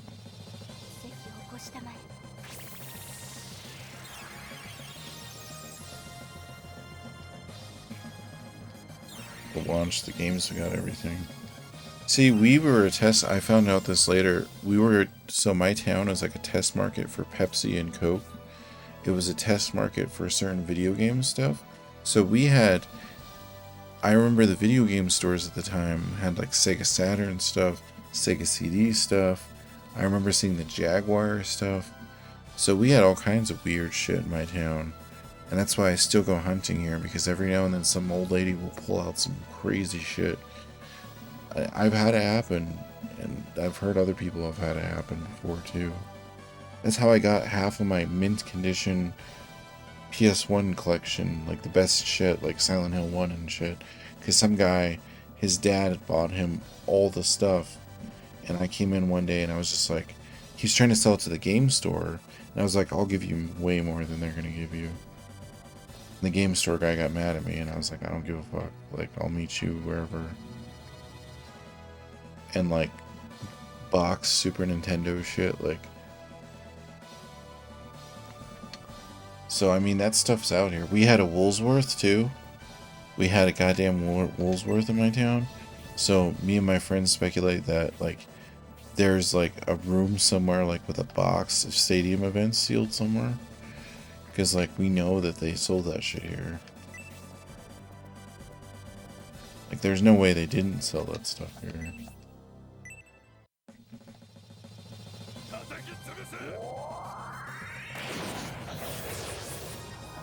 And it's like a small town, too. Like, it's not like the hugest town ever.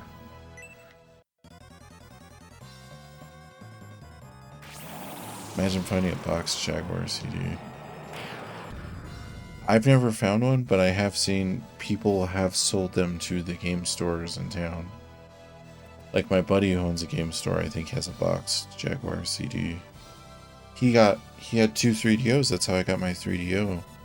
Is because I told him, I was like, when you get another one in, I want to buy that 3DO. And he got a boxed one, and I was like, let me buy the other one. I even built the artwork for it and everything, I just haven't started streaming it. See, I live near a city, oh, we gotta swap on the ballistas. Yeah, the problem is now everyone knows what shit's worth, though, so like people want all kinds of money. Hey, what's up, Trouble? How you doing, buddy? I know, it's been a while. Well, to be fair, it's been a while since I've streamed. I've been on the mend, so...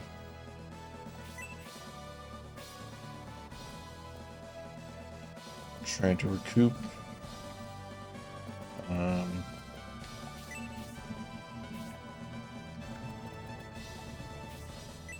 Sure.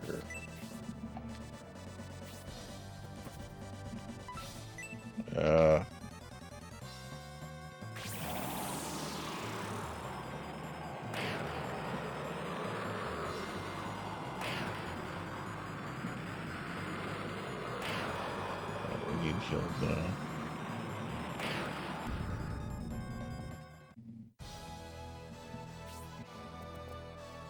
Oh, she has aura too. She does indeed.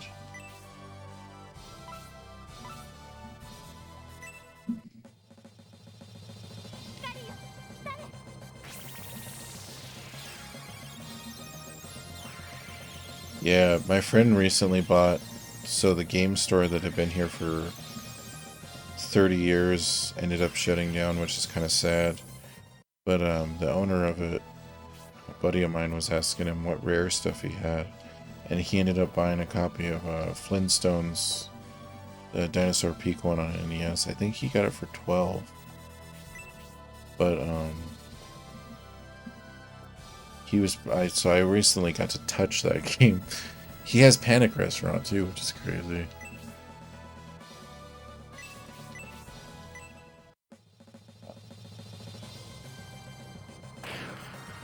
But he mainly clicks NES stuff.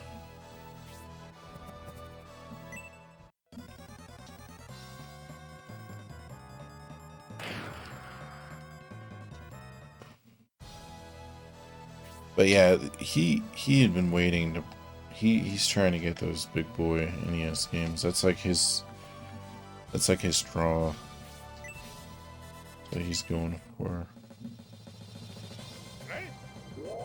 Like, I think if I had the money, which I won't for a long time, I would probably buy the Shining Force games I don't have in America, and like Earthbound.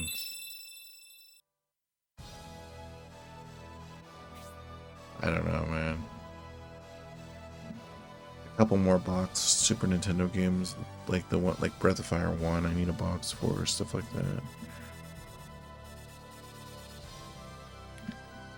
That's a lot of bread for these games. He saves though. Like that's his main. He works a lot, and that's all he bought. That's like his main habit, if you will.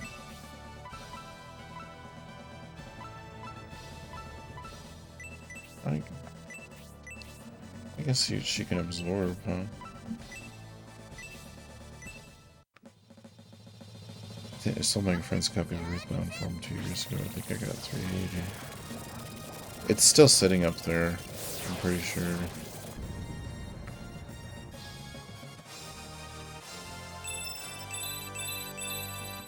Oh, drain level 2. I had a chance to get Earthbound for 200 something, but the label on it was like garbage, and I was just like, because I had just beaten it like 2 months before then. So I probably should have got that one, but I was just like, I just didn't feel like it. I don't know. It went so fast. This one is a nice shape, perfect label. Oh, dude.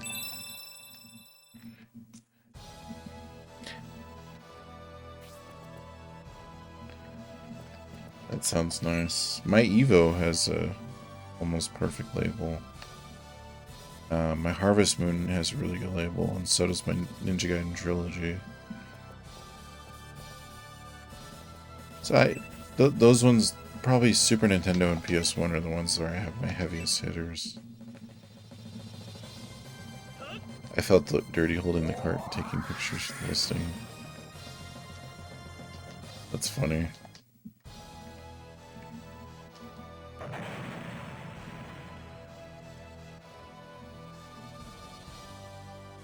Alright, let me bring all my dudes back.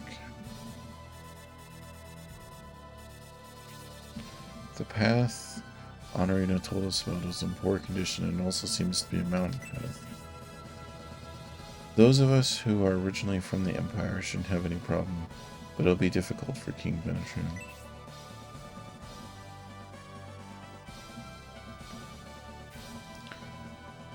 Ahoy, a battleship. Yeah, wasn't it there during the battle?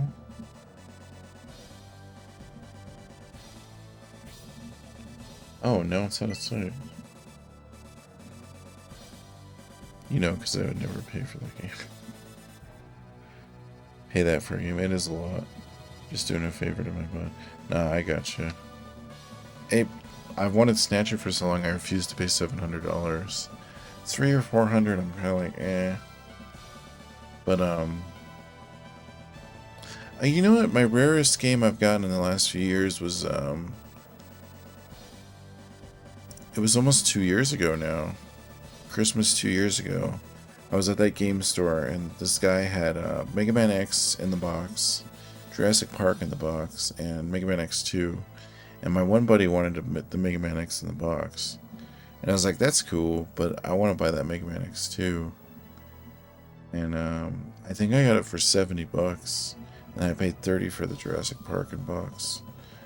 And that's the biggest steal I've gotten in a long time. The ship activated a cloaking device. No ship that small has a cloaking device. What's the matter, King Benetram? You look pale. An Imperial battleship. It's gone now. It was visible for a moment, then it disappeared.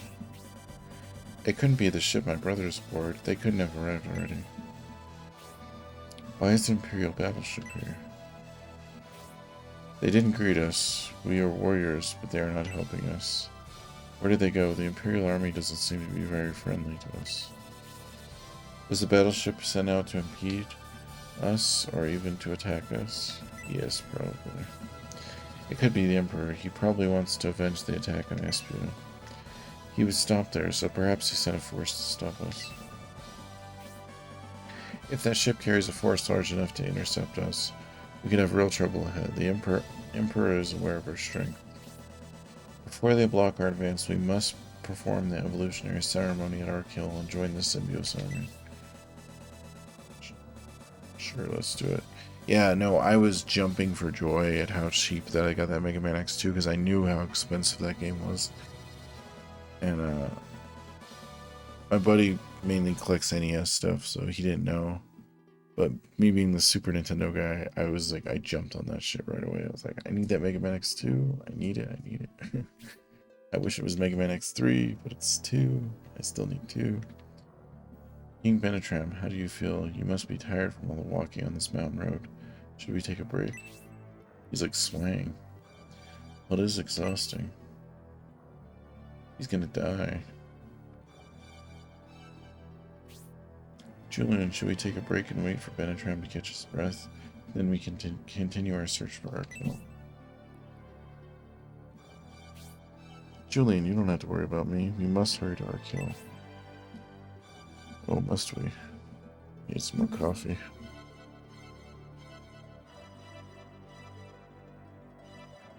King Benetram says what he means, Julian. We can proceed. Okay, but we don't want to hear any more complaints about how your back or feet are hurting. Kate, you don't have to worry about me. I'll be fine. Julian Army, look out. Oh, cool. It's a new character. Is he an archer? Or a ninja? Oh, he's a ninja guy. Or he's a samurai guy, not a ninja guy. Why are they standing so close to that cliff? Oh, I think that's the cutoff. I think that what it's the cutoff for the loading screen. So behind them is just nothing. It's just like where the other path leads to the other screen. You only kind of get that from having played so many of the maps. There's like a point where it like cuts off. Who are you and what exactly are you supposed to look out for? I noticed you were exhausted as you were climbing the mountain. Hey, it's Jubei from it's one of the famous tales. I can't remember which one. But Sony Chiba plays him in the Yugo Clan Conspiracy. It's like a 70s samurai movie that's like really good. Anyways, stop talking. I don't think you're well enough equipped, so I wanted to warn you. You followed us. The edge of the world. I'm not the only one to follow you. Some suspicious men are following you as well. I believe they're planning to attack you. Suspicious men preparing for battle with us. I love how in Japanese stuff, all the late era samurai stuff for people, it's like connected to Old West stuff for some reason. Which is kind of accurate to the time period, but I mean, some of the stuff from before, like Jubei, that was like before, I think.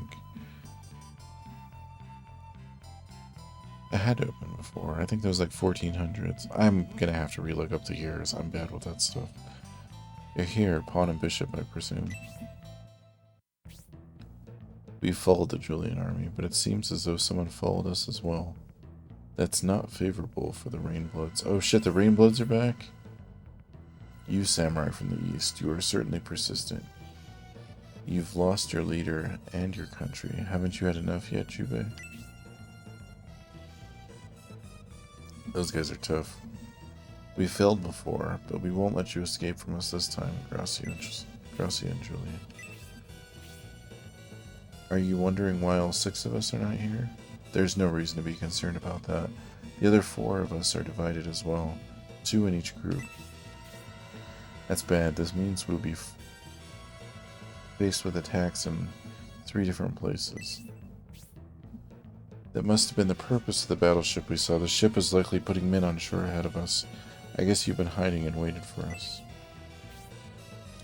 We're the strongest force available, and under normal circumstances we don't need backup. But in this situation we are faced with 3 armies. Surely you realize that even though there are only 2 of us, we won't be defeated. We too could defeat any force. They are pretty strong. But I haven't fought them since the first disc, I think, so they may not be as strong as I remember. Ah, is that so, Rainbloods? You're also called the Chess Army. That's why each of you carries the name of a chess piece, and your leader is the king, right? That's correct. What's your point? Chess soldiers all have a purpose that supports the army. When all the pieces are working together, the chess army is very powerful, but the others are not here, including your leader. I've followed you for a long time. I've been waiting for this opportunity. You don't have the others here to help you. Your weaknesses will show. So you mean you believed you could defeat us? Haha. We've been waiting to destroy the Julian army, who is opposed to the Emperor. We might as well get rid of you as well while we're at it. The Rainbloods are fearsome enemies. All 6 are usually together. Fortunately, they're divided. They will not be able to realize their full strength. Don't let this opportunity slip away. Destroy them. I need to bring my dudes back to life. Did you hear that, Julian? Their strength is legendary. But if what Jubei says is true, this may be our best opportunity to defeat them. The Rainbloods intend to stop us. We must go to battle.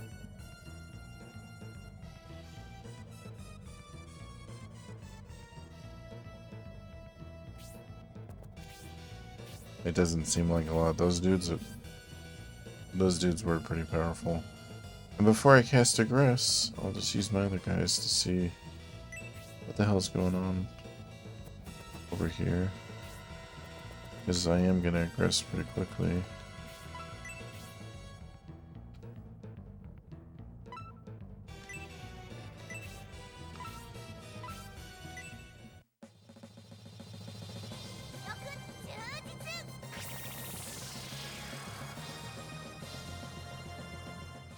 Experience points.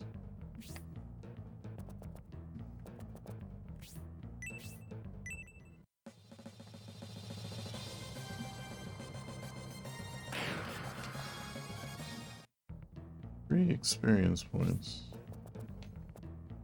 This music's pretty funky. I like this music.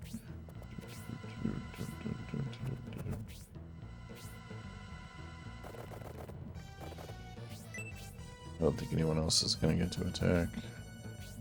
No.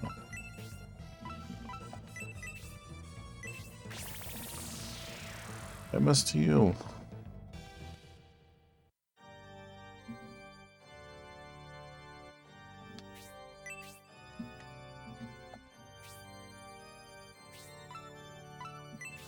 Don't worry, I plan on playing that battle. I'm not tired yet. A little tired since I've been up since 7 this morning, but I'm not like... My body's not as exhausted.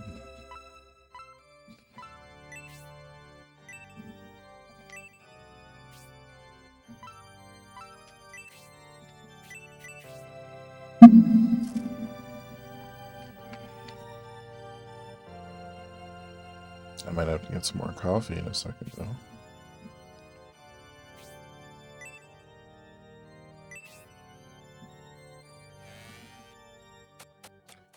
In fact, let me go do that. It'll take me like 2 seconds. Be right back. Just gonna grab some coffee. I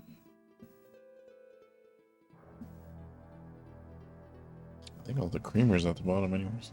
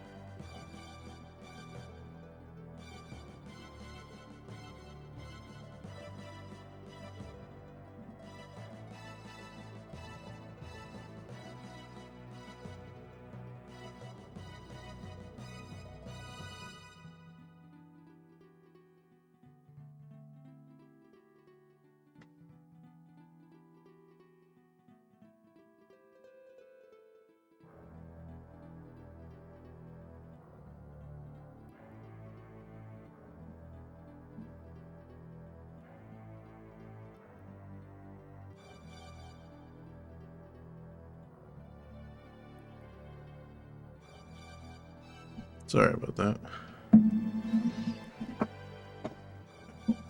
I stupidly, I walked all the way back here, and then I left my coffee on the counter. I had to walk all the way back. Stupid me. Thank you.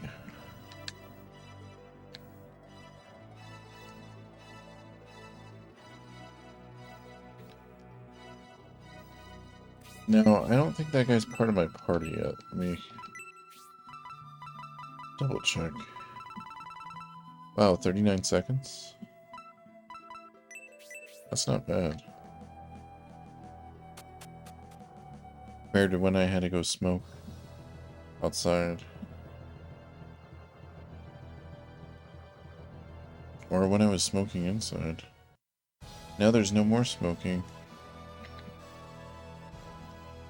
Oh shit, it's raining where you're at? I think it's like 20 degrees where I'm at. It's just like freezing cold wind outside.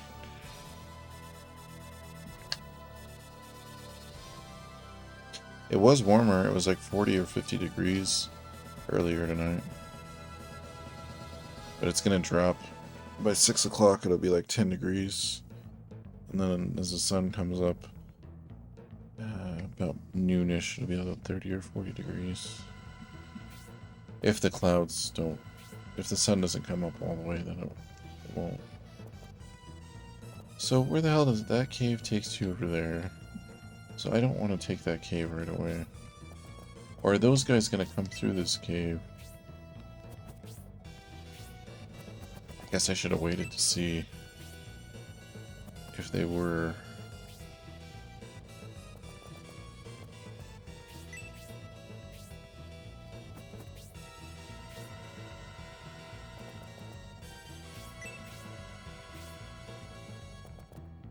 This song has like a Dick Tracy type vibe to it.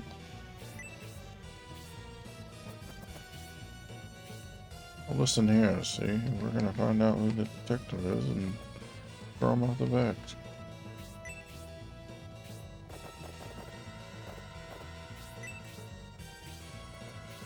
That's a game I should stream Dick Tracy on the NES. As I grew up playing that game, I can get relatively far.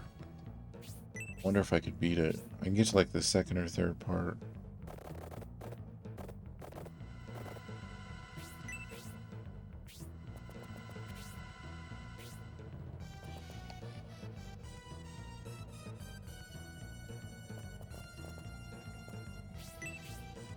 Although the Dick Tracy on the Genesis is better. I think I have that game. I'm pretty sure I have that game. If I don't, it's a travesty that I don't own it, because that's a really good game, actually.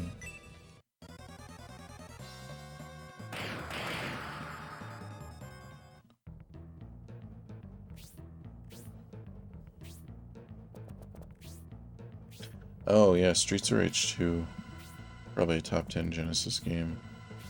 But I always forget about that one because we played it so much back in the day. We had it on the Sega Smash Pack on the Dreamcast, and we actually had multiple Dreamcast controllers. Oh no, there's just like a whole area down there.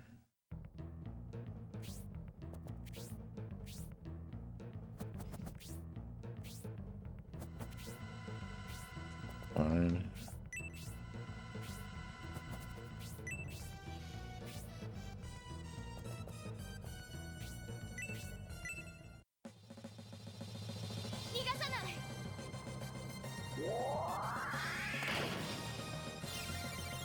Nice. Let's send... I'm deciding which of the healers I'm gonna send.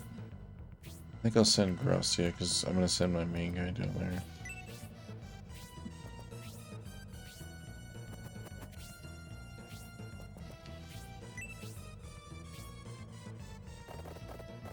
Oh yeah, see, it doesn't give me that crap about not being able to move.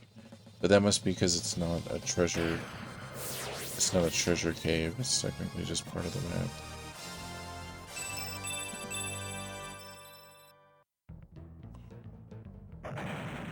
Yeah, my spoon. Hold on. Forgot that I gotta mix all the shit at the bottom. Hopefully this doesn't make a bunch of noise.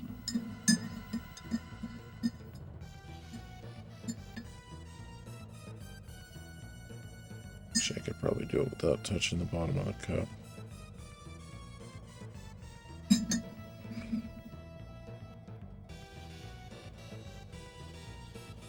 I was gonna add some sugar, and I was like, no, I don't want a lot of sugar right now. I'm still trying to cut back on sugar.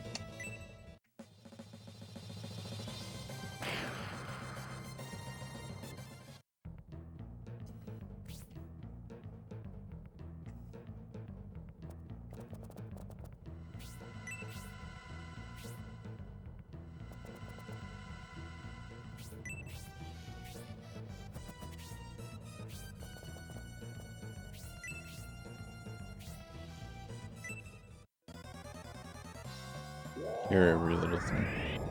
Well, hopefully it wasn't too loud. I'll try to mute the mic next time.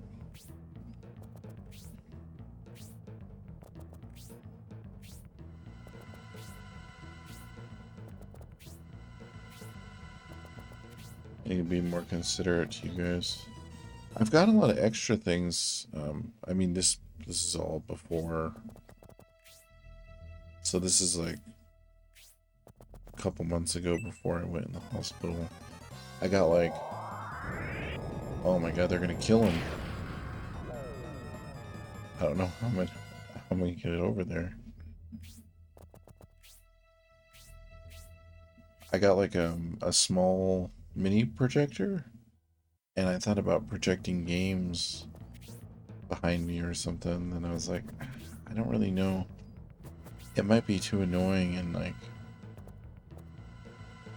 I don't know. It just doesn't fit my setup because I have a bunch of stuff back there. I couldn't think of a practical way of implementing it.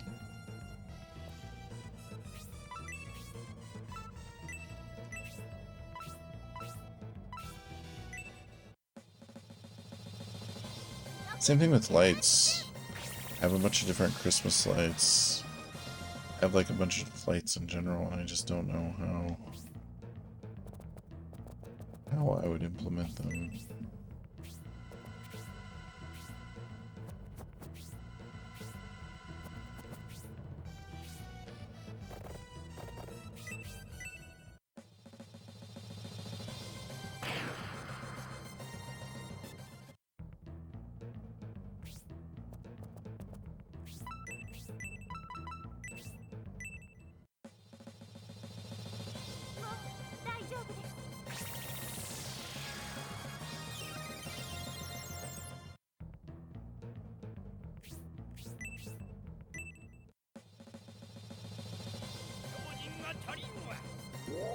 I should take the spoon out of the cup is what I should do.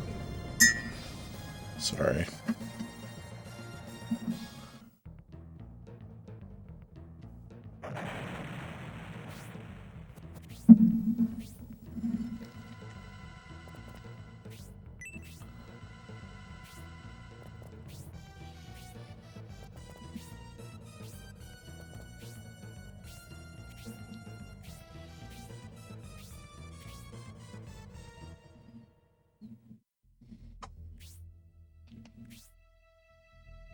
So this path,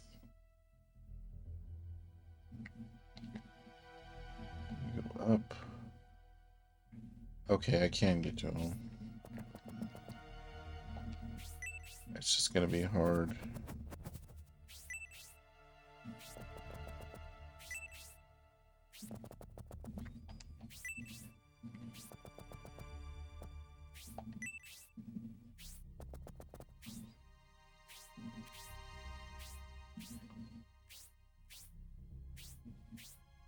Sweet, they didn't attack him. That's awesome. That is actually really awesome.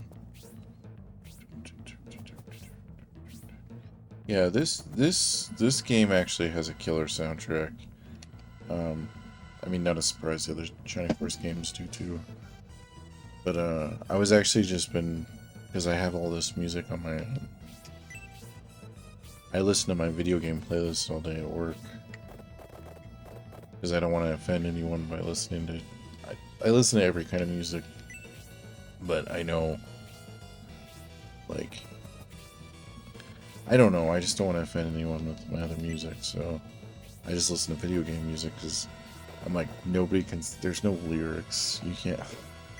Nobody can be offended by it.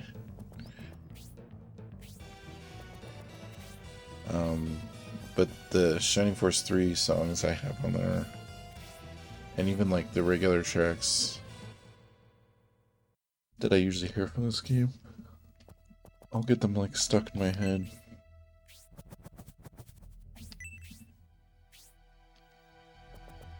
Oh, okay, so this little cave.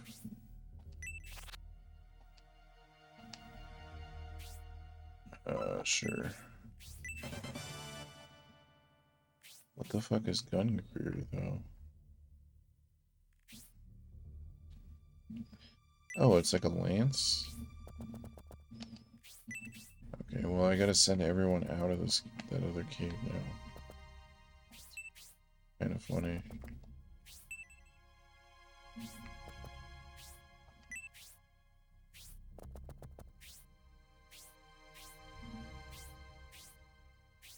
I wish he would stop, because it's gonna take a couple turns to kill those hydras.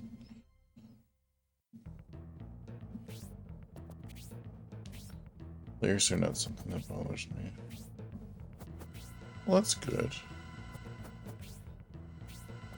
I don't think they bother most people, but it's... So I kind of sit in the back room where I'm at, and it's kind of by the door where all like the customers walk by. So it's not so much like the people I work with, it's like I don't want some random person to hear something and be like, ooh, da-da.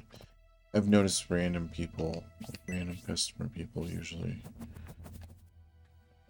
anywhere, have like varying problems with things.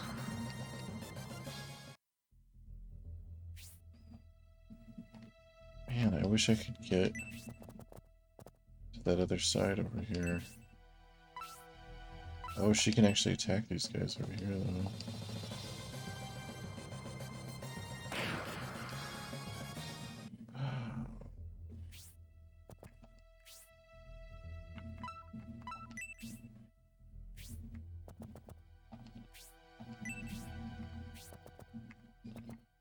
Yep.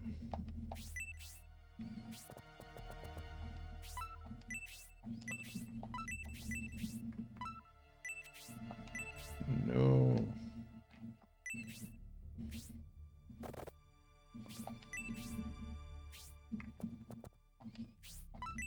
Is there any damaging spells?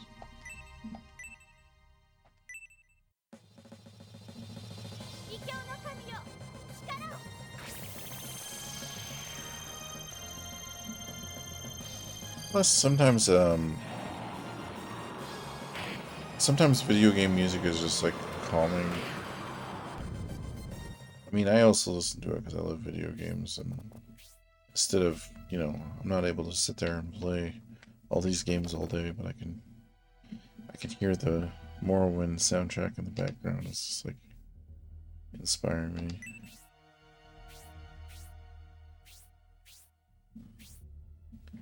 It's mainly the style, how the vocals don't harmonize with the instruments. And rap and hip hop does irritate me. See, that's kind of what I mean. Like, certain people don't like, and I get it. I totally get it, because like where the area I grew up in, all the fucking country bumpkins listen to fucking country music and drink their beer. And so every event I go to is all country music. So me personally, I fucking hate country music. Like, I can listen to Johnny Cash, I can listen to like really old school, like 60s, like Dolly Parton and stuff. But like any of that stuff from like the 80s up, I can't stand it. Like, if you wanted to put me into a rage, like start playing Garth Brooks, like I will definitely like not be in a comfortable. I'll be like, please turn that off. I don't want to listen to it right now.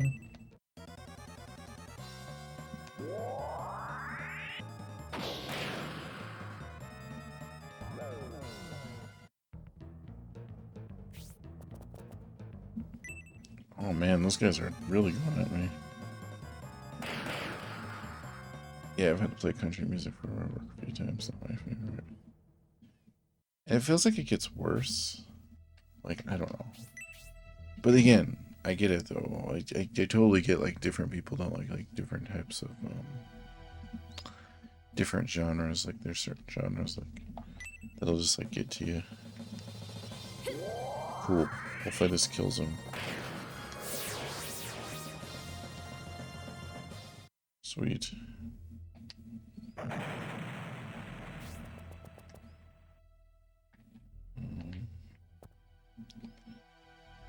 And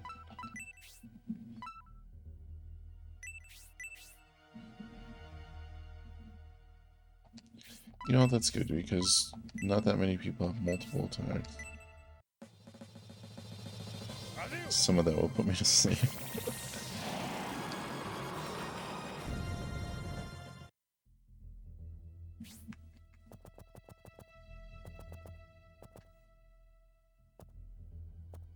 Yeah, it puts me in like rage mode.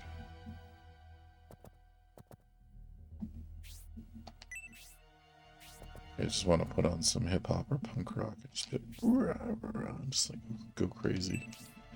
Put on some good Ramones, you know? No, I'm just joking. I'm not though, but I am. But I'm not.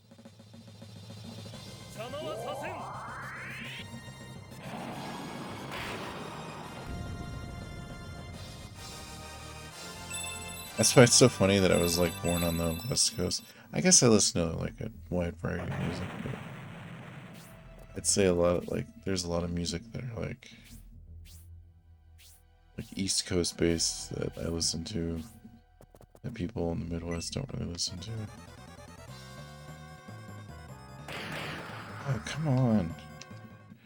He's just like out of range so quick, man.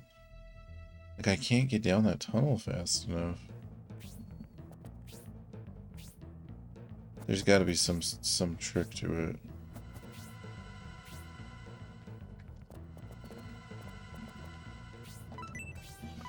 Also, now I gotta kill these dudes.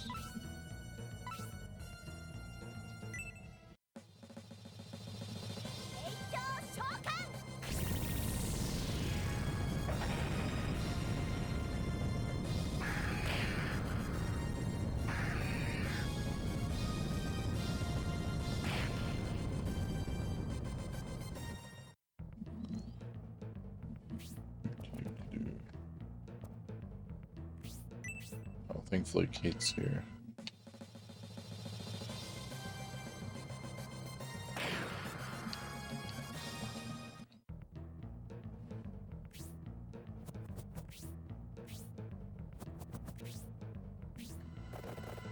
Yeah, I might have to do this battle again. I was kind of expecting that, though. I was getting pretty far in this disc.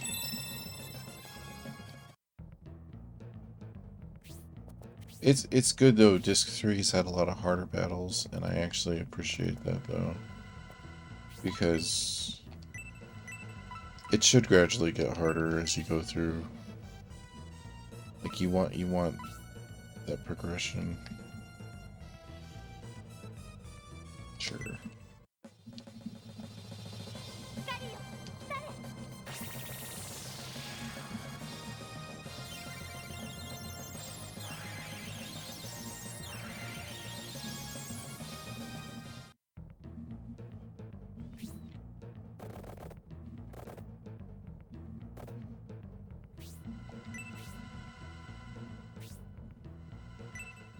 Nice. Will this dragon kill somebody? No. He will be paralyzed. Does he have a ranged attack? No, he doesn't. Yeah, but you don't want to make it hard by that stuff.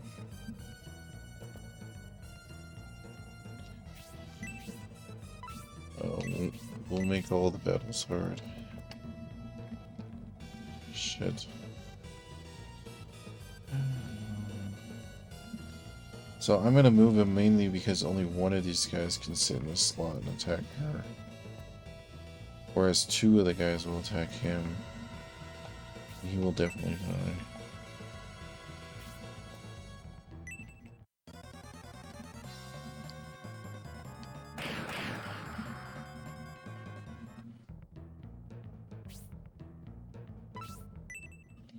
Oh, I guess there's another guy over there. But still, three guys. Three guys can't attack her.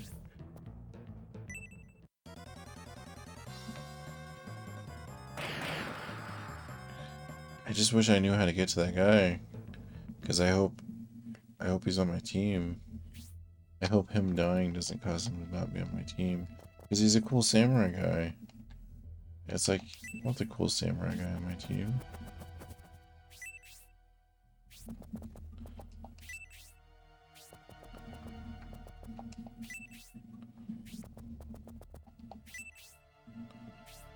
Come back.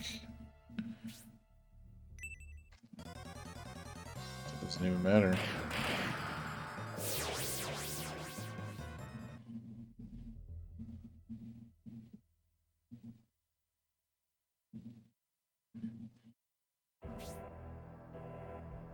By my sword, I've lost.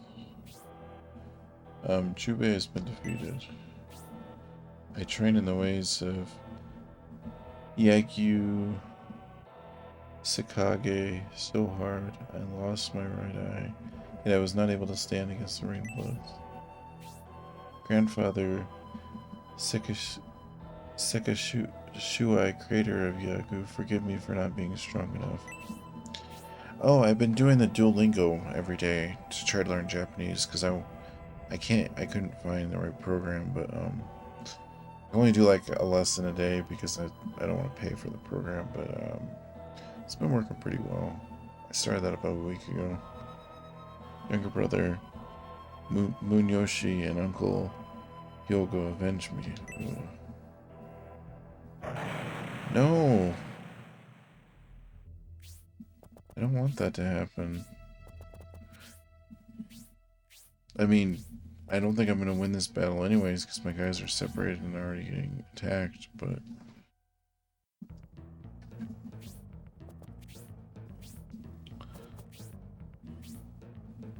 How the hell am I supposed to stop him, though? So he goes through... over here, but he goes through so quickly.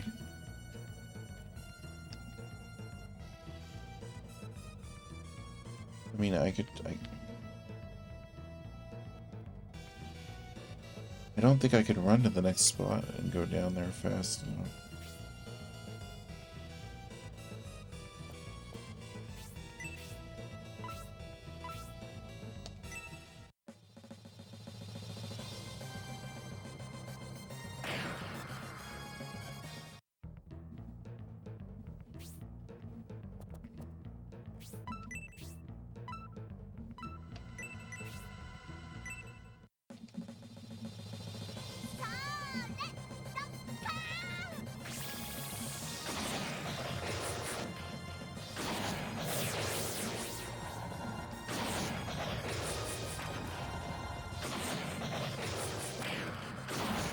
She killed two of them.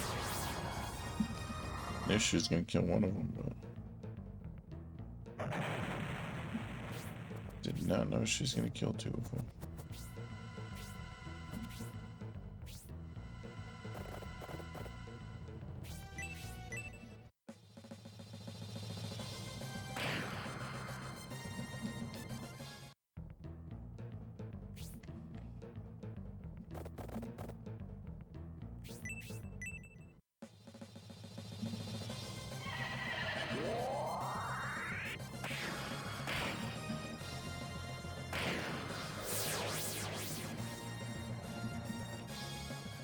Is pretty good.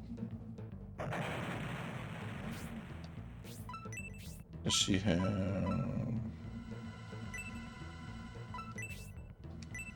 She can cure paralysis, that's good.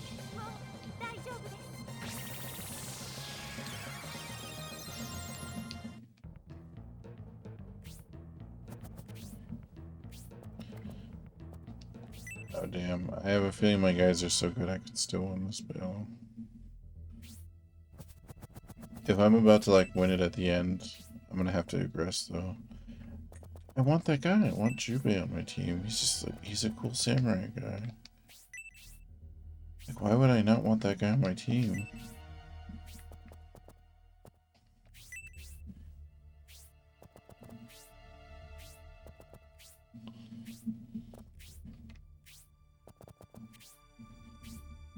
I wish I could stop him from running into groups of enemies without my help.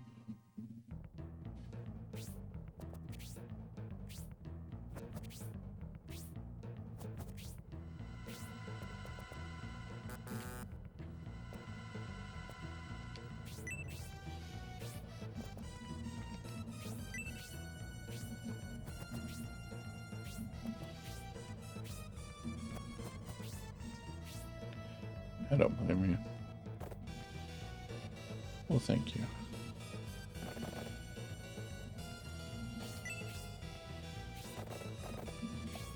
Thank you for understanding my pain.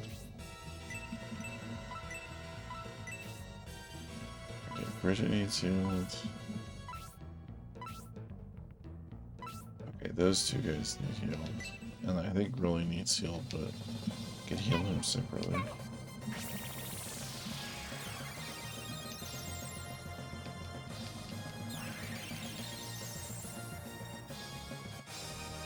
But Leon's getting replaced with Jubei. He is pretty cool. And I love the name Leon. Especially since Resident Evil 2. But I need Jubei on my team.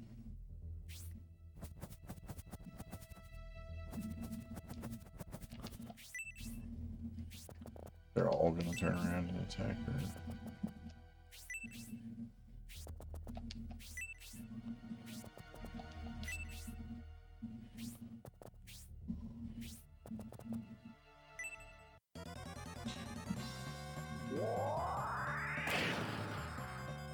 Okay, at least she countered.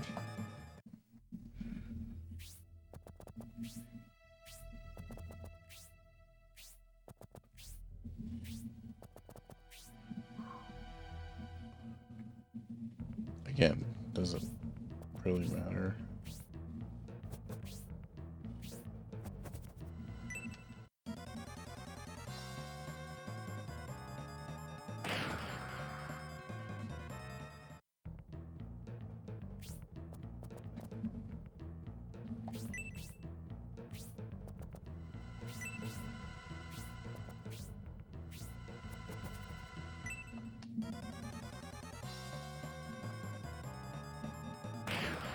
Damn, leave my poor dragon alone.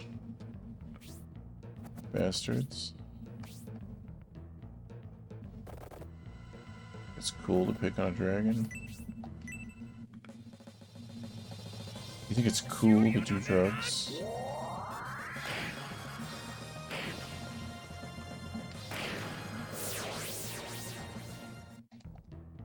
Hookah's not a drug. I'm sorry. I shouldn't be quoting The Office right now. I watch way too many sitcom shows. I've been watching the old Saturday Night Live lately, the 90s ones. It's been pretty interesting. I definitely miss Chris Farley a lot. But I think that era is like definitely like an era I identify with a lot, because I remember watching all those when I was like really little.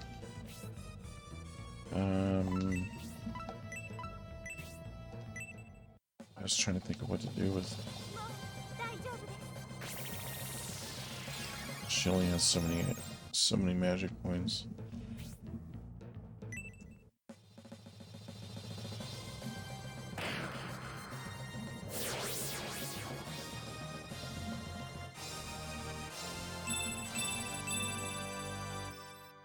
Yeah, it's good to get that money and that experience. I need as much money as I can get.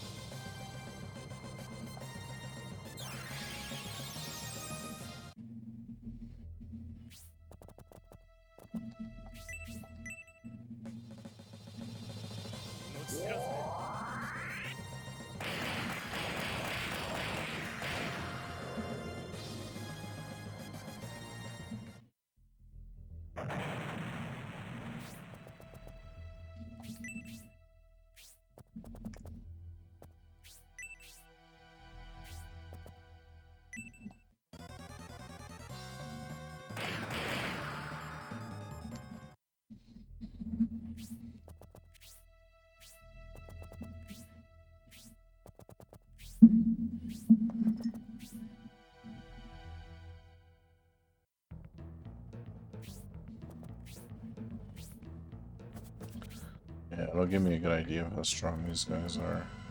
But yeah, if I'm gonna kill them, I'm gonna definitely aggress. I don't think I'm gonna be able to because they have blue life. I've lost too many guys already, but...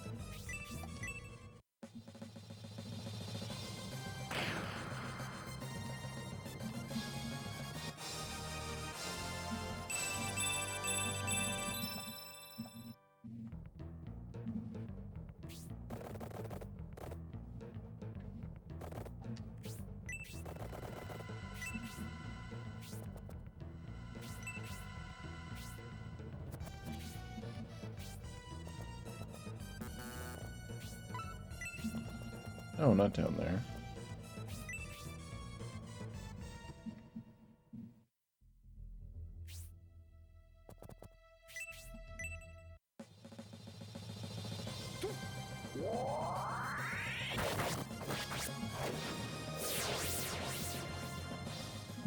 Nice.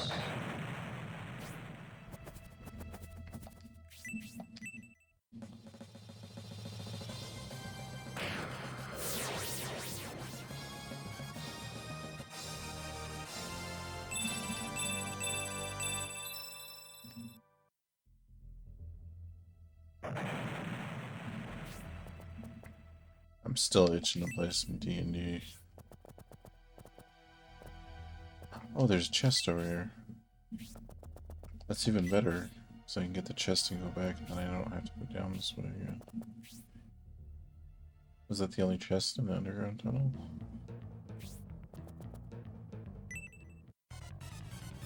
Alright, let's see how strong these guys are.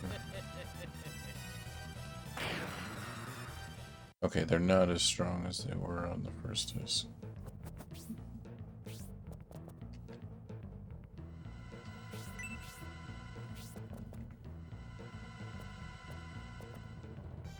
Crap.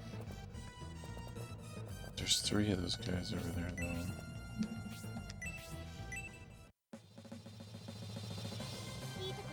Any type of D&D, preferably 2nd edition, or some other weird one. I got this one with like, they're like mouse knights, like medieval mice.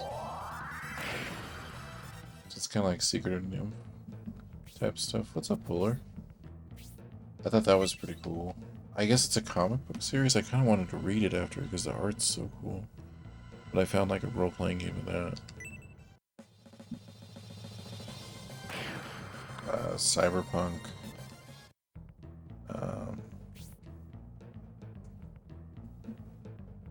I would play that vampire one still. Masquerade the Vampire.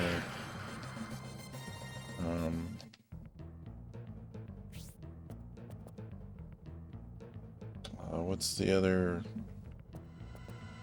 Shadowgate. I think I found a Shadowgate book too. Oh yeah, she doesn't have enough magic now.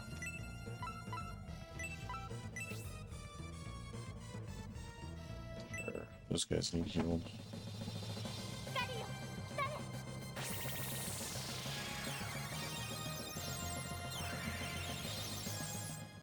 Although I'm gonna have to go back and get Juba anyway, so this is just good old experience boosting.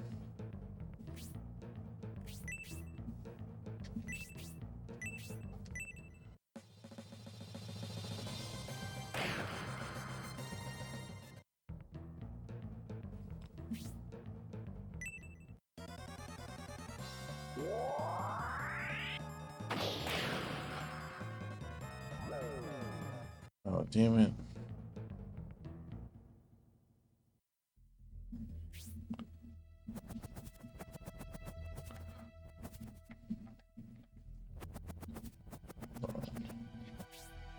So we can go up and out there.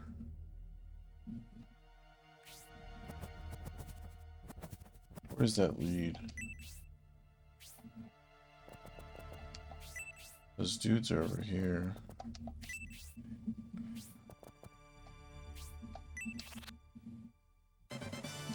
Oh, let's stick the oddest here.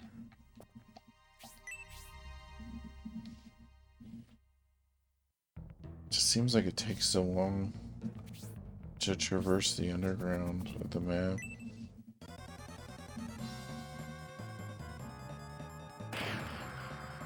But I'm gonna have to figure out a way to get over there quickly.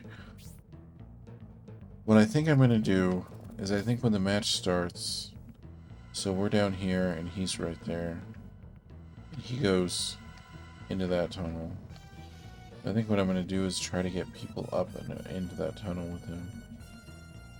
If I can get someone fast enough to go up and over here, I would. But there's already guys on that side, so that would be harder.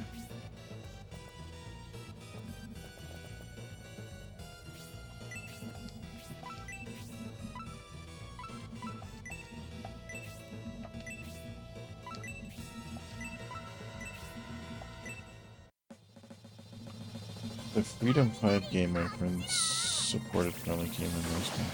Oh, that's cool. Oh, you know which one I recently saw? That I wanted to play. I was reading up, and it's an interesting one because it's only it's recommended for 2 or 3 players with the DM. Like, it's not recommended for a large party size. In fact, it's at the ideal size. It's like 2 players with 1 DM. But there's a Blade Runner RPG. And the art is beautiful. The books look nice. I wish I had enough money to get all of it because I really wanted to look through it. But it's more based on the detective work. So like, it comes with a couple different like crimes to investigate. But then from there, as the DM, you can kind of make your own crimes. But it's more about finding the clues, and it's really interesting. It's like I love the way it's set up. It's not like a standard RPG system.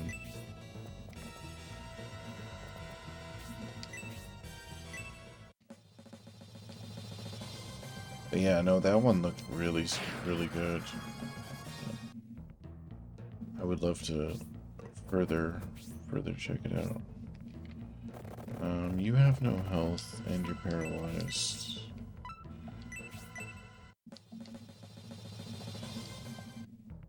He can't even use the item to unparalyze himself.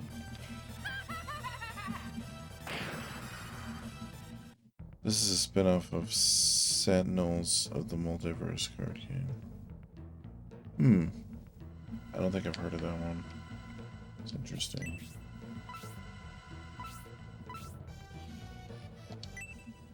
I might have to just digress here. Just so I don't have to bring so many guys back to life, because those dudes are going to kill the guys up there. It's not so good having everybody split up so far. Well, she has 3. Hold on. That's enough to at least stop him from being paralyzed.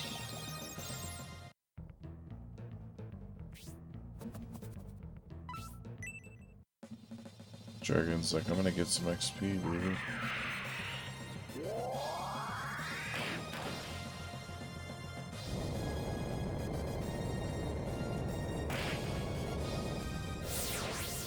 Freedom 5 is a board game with the same characters as Sentinels.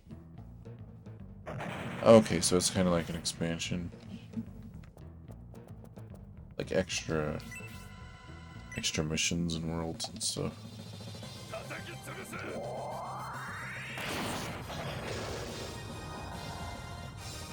There's one with dragons too, where like there's like a dragon form. I'm trying to remember the name of it. We played a couple sessions of it, but it was like, so you have your real world self, which has certain abilities, and then your dragon world self, but they're both connected spiritually. Like they both have the same soul. But you switch back and forth between the two. Between the dragon world and the real world, there's like stuff going on that's connected to the dragon world. It was interesting.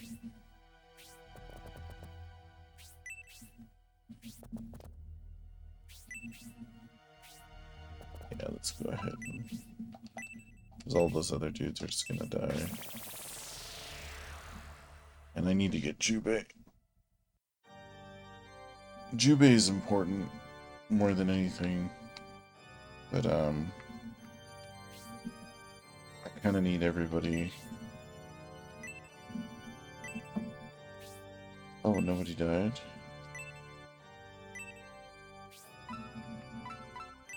Was anybody else poisoned? Okay. So I guess we're gonna hit back now. I think I could do this.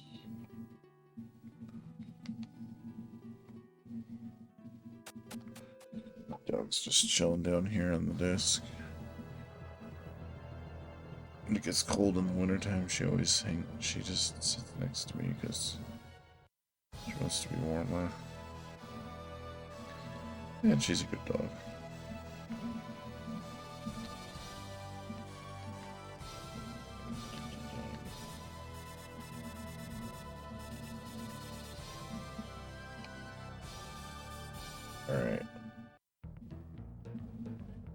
So I need my fastest guys to go up there. Because that bottom path is too far.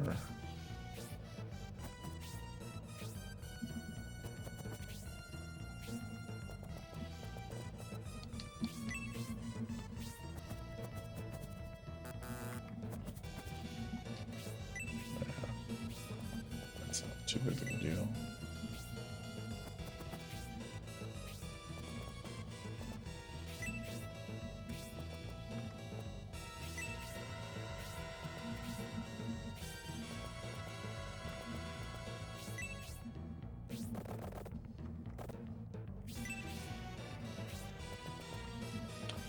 Downheart's actually pretty fast in terms of these other characters. Like movement wise.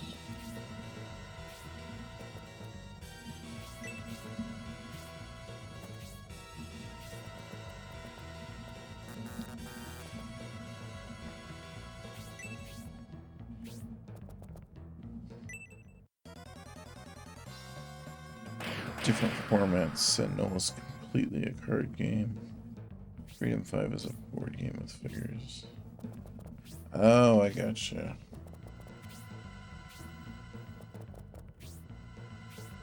So it's like a different game, but with the same lore and everything, but different rules and stuff.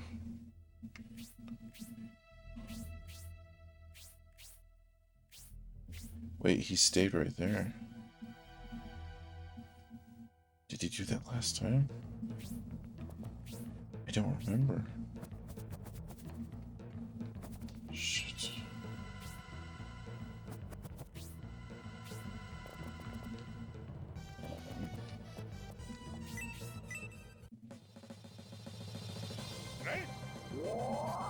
Different games, same universe. Hell yeah.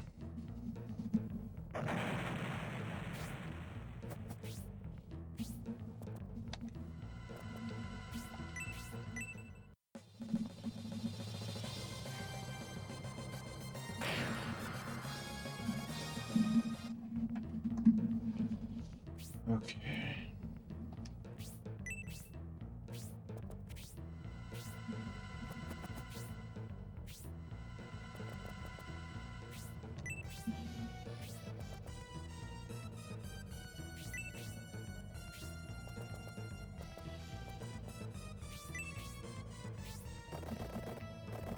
See, because the thing is, I can go up and this way. Those fucking knights are over there, though. Like, I'm just gonna track the bad guys.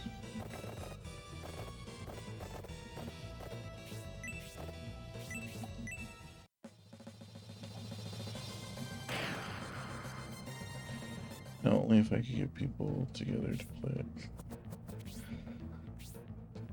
That's always the challenge, for sure.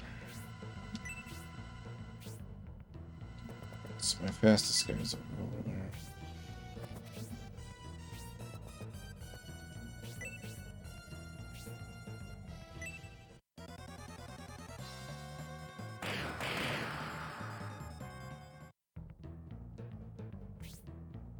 That's my thing. So I have, like, at work I have set aside the Babylon 5 game, Cyberpunk, I have Vampire the Masquerade, and the other one, the ones I was just saying. I have those all set aside to play, to buy, and the books aren't that expensive, but I just haven't got them yet because I know, like, I don't have anyone to play those with right now, so like I would be getting them to sit there and read by myself, which is still cool. I still enjoy it, but in a different way, I guess. Alright. Oh no. Well, whatever. It's not that big a deal. Edmund's not doing nothing.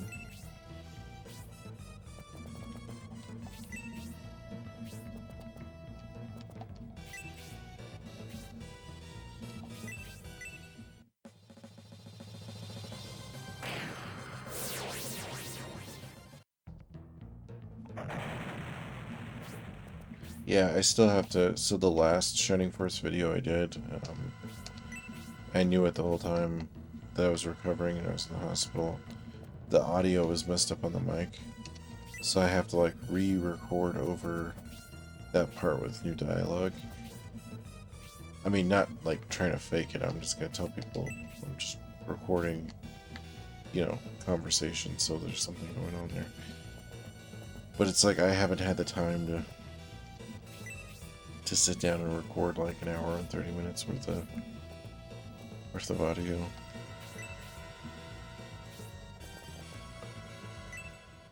But I'm gonna have to because I'm gonna have to get that video up and this video, so gonna be interesting.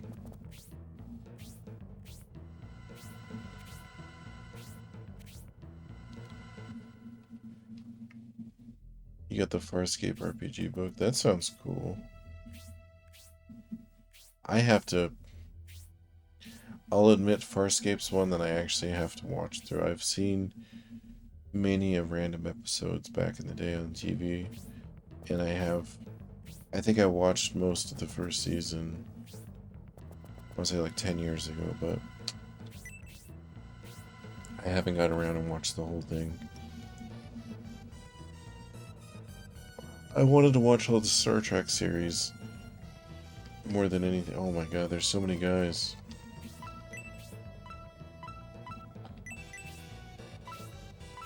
More than anything right off the bat, because I don't know, I'd always watched Next Generation and the original series and the movies. I just wanted to experience all that Star Trek has to offer. I still have to finish Enterprise, though. I think I was on Season 3 of Enterprise, which, dear God. I don't know how I watched that much of it. Although I still need the D20 rules book to really run that. Yeah, well, I mean, you could use any conversion, though. And D20 is of it. To me, D20 is like the easiest. Was like the easiest, most dumbed down version of any RPG. I know they've probably gotten even more simple over time, but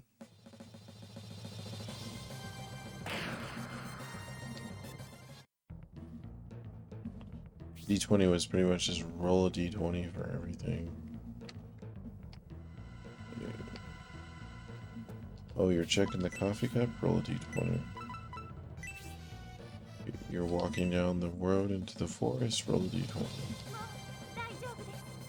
Dexterity check, roll a D20.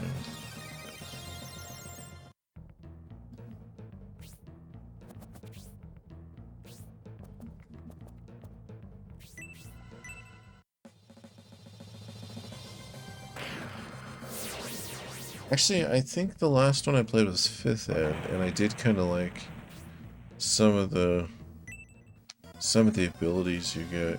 You do have to read up more on your class with some of those extra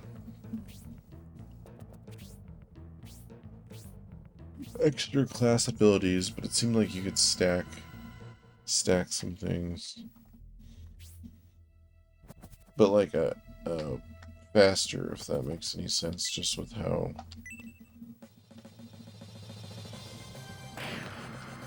quickly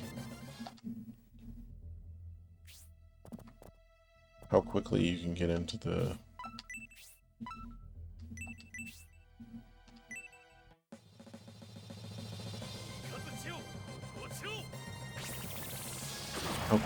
like level up the characters and like use the abilities. Because like 2nd Ed D&D, like you gotta like level up quite a bit before you start getting into like cross class and all that extra stuff.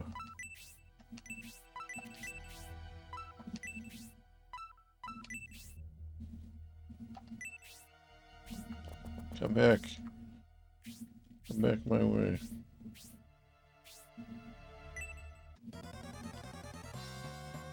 What am I hearing about the next D&D edition is sad, maybe pathetic or worse.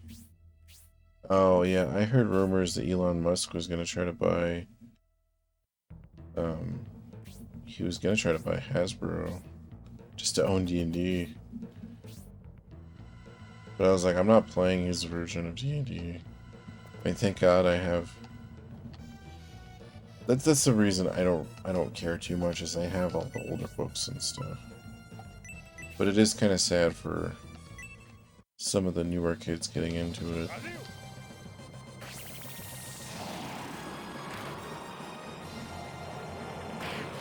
We'll just have to do a better job of passing on those older rules and stuff.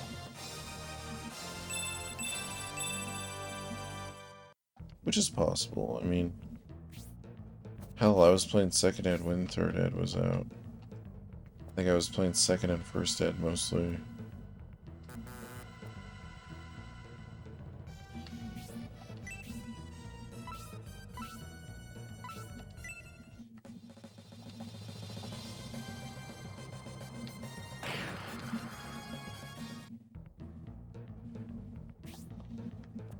Alright. I don't think there's any spaces up there. No, there's not.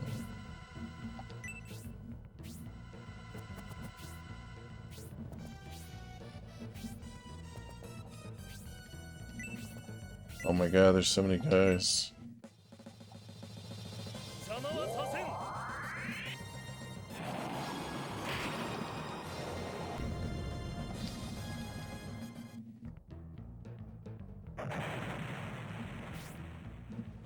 Alright. Really needs heals.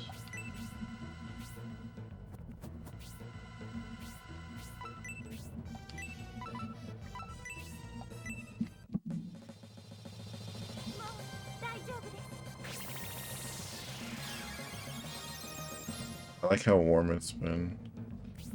And I like that heater's working for me. That cold air was really preventing me from doing anything in my house for a bit. But I actually think the warmer air is making it easier for me to heal, and making it easier for me to actually like now I could sit up and I can play the game, and I don't have to lay under a blanket in the cold.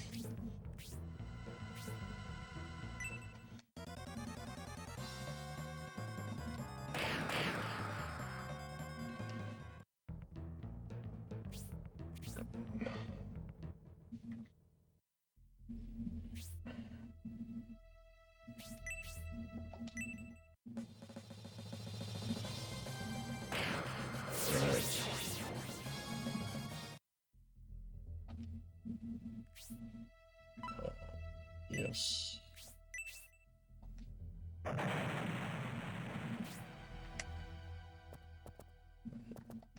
don't think he has anything that speeds up.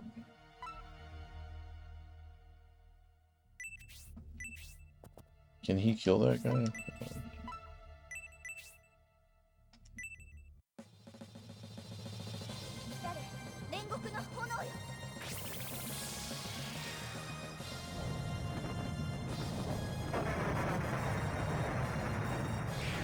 Sweet.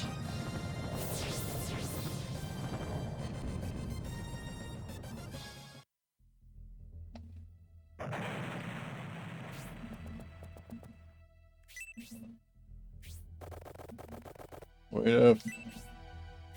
Come back, Jubei.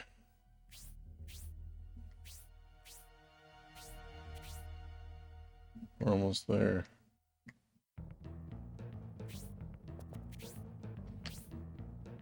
I should be able to beat the battle this time. As long as I can get to Jubei.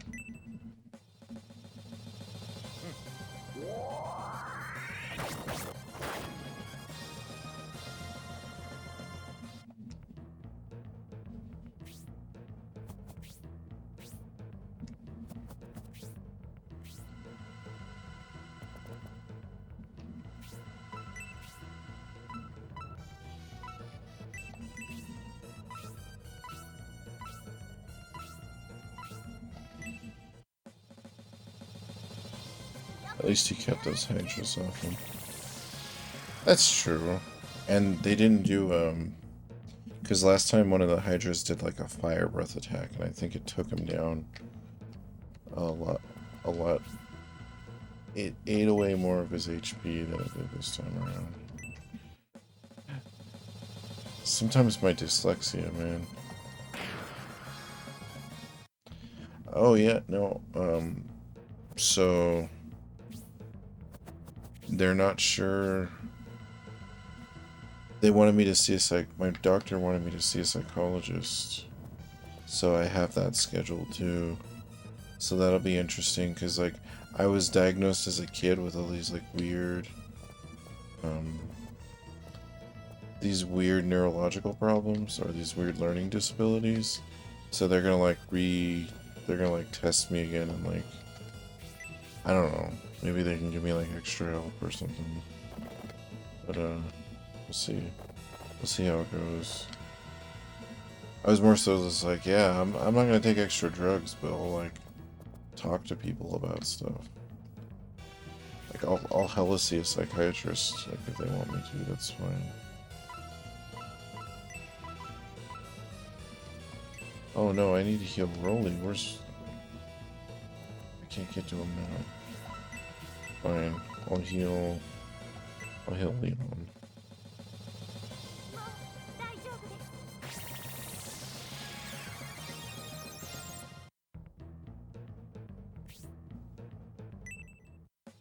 Hopefully you can. Like, if you can find, like... The thing is, I had to get in the system. Like, because I almost died, now I have all these, like, doctors and stuff, like, talking to me about all kinds of stuff and, like, worried about me. So now everyone's, like, you know, I'm scheduled constantly for all these, like, tests and stuff.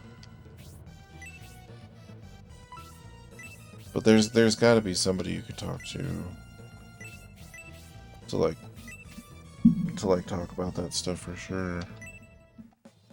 I think it depends on what state you live in too. I'm gonna be completely honest with you. Or what country. I mean, if you live in a better country.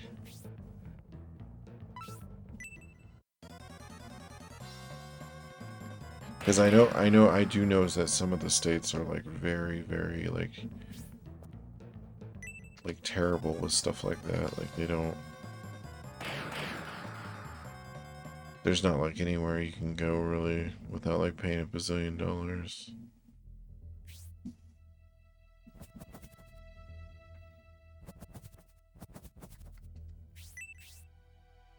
Because the thing is, my dad was like bipolar, and like I honestly think he used to talk about seeing stuff. So I think he was like slightly schizophrenic or something. And I don't mean like he would like pretend. I mean like he would like... He wasn't all there sometimes, or he was like... It was almost like he was a different person sometimes. It was kind of scary, actually. Like, it was kind of like interesting growing up in that like atmosphere. Yeah, Oregon is the bottom of the barrel with mental health care.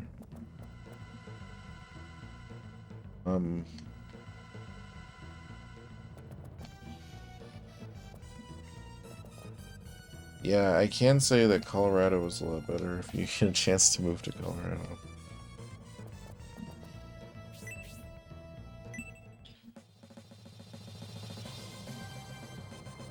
Like, if you're a regular person and you want to live in Colorado, it's cool.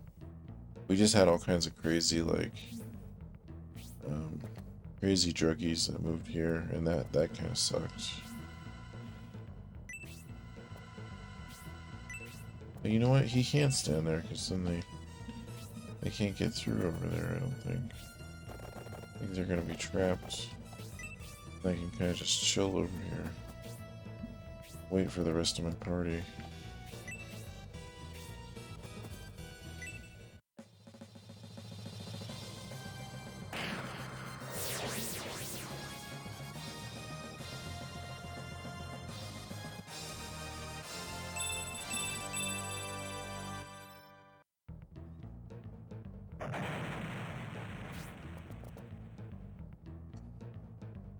I'd have to say I would not want to live in California the most, though. Because I used to hear stories from people who lived in California where they're like, there's certain parts where the electricity has blackouts at certain times. So you have to just like, on Thursday from 6 o'clock to 9 o'clock, nobody has power. But they like prep for that. They like get extra ice for their fridge, or like, they're like, all right, the power's gonna go out, so I guess I'll take a nap for a certain amount of time. Like, it's crazy. Oh man. I think I can get to him. I hope I can.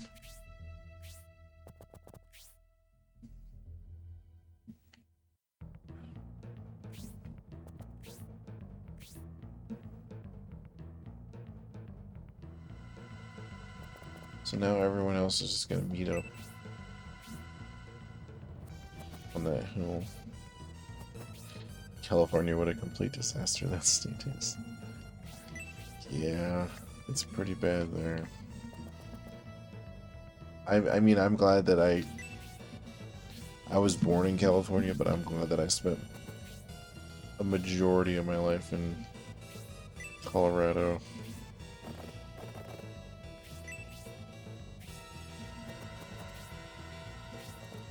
It's actually my favorite place that I've lived. And aside from Japan, I don't think I would live anywhere else. Like, because I've been to other states, and like, man, it's like Missouri's a shithole. No offense to anyone that lives in Missouri, but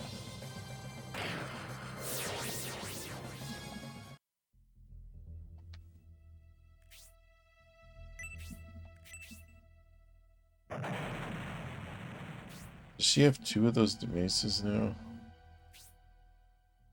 No, she just has 1.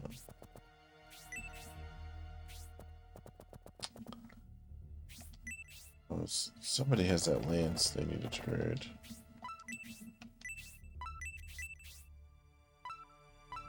Okay, so he's only a step away. Being able to heal him. Oh, cool. The Hydra didn't move up to attack him. Now I just have to win this battle. So now I gotta kind of focus and group everyone together that needs healed, use aura. I only have so much time though, because my dragon's gonna run up there and start attacking people. But I think I should have enough time, because he usually moves slow unless an enemy goes into his path.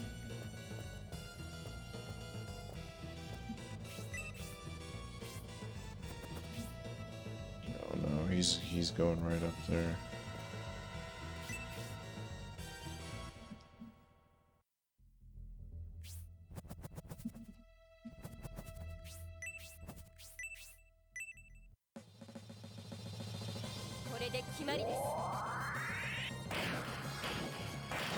Successfully made a stealth check against the Hydra. I know, right? He like, I don't know where he was going. I mean, I know he was going to that room, but I guess it's just luck then, because like last time he got critted, and this time he would have made it on his own. Like, I didn't have to rush as fast as I did. Just trying to see if I need to go anywhere else.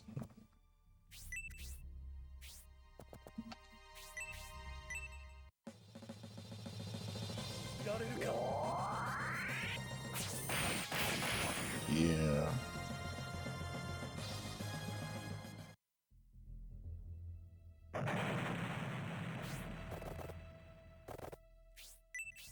Cyclops is quickly becoming the next Wolfman. Oh no! Oh no, he was going outside. I didn't know that. I mean, not that I would have been able to get there quick enough anyways. Where the hell did he go? Oh no, no, no, why is he up there? Oh my god. I didn't know there was a door there.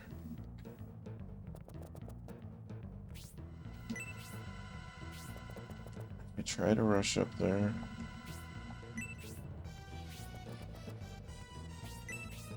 I don't think I'm gonna make it. No, I don't want to do.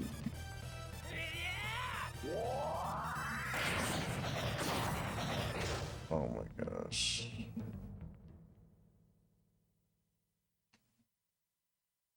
Yeah, if I knew he was gonna do that, I would have moved my guy in the other direction and used the potion. I didn't know there was a door there. And also, how stupid. Like, some of the NPC's movements by themselves are just annoying.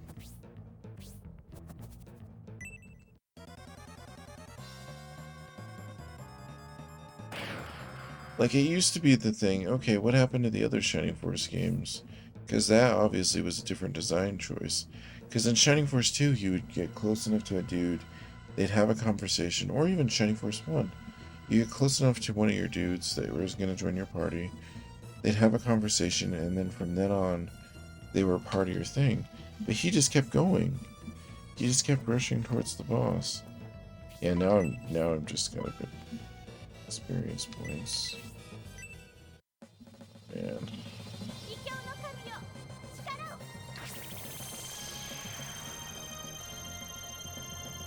I like the C-3PO dialogue, I appreciate it.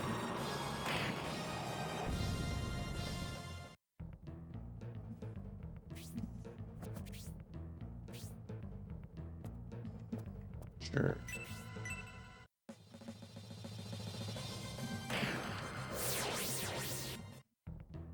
I gotta check who has that spear too. Move some of those weapons around.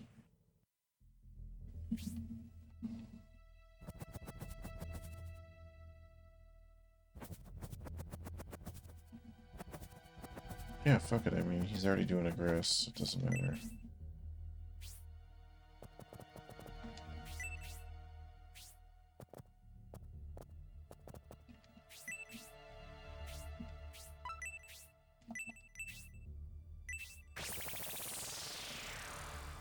The good thing is I'm stacking cash, because I don't think anyone died.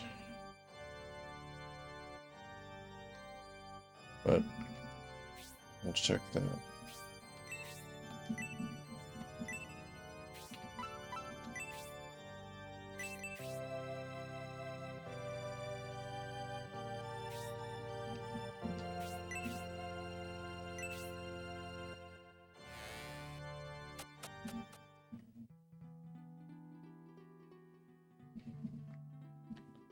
Yeah, I gotta wake up tomorrow, drop my brother off, and then I gotta wait for my doctor's appointment, which I was trying to put at the same time that I have to go, because my brother works at the hospital in the cafeteria, but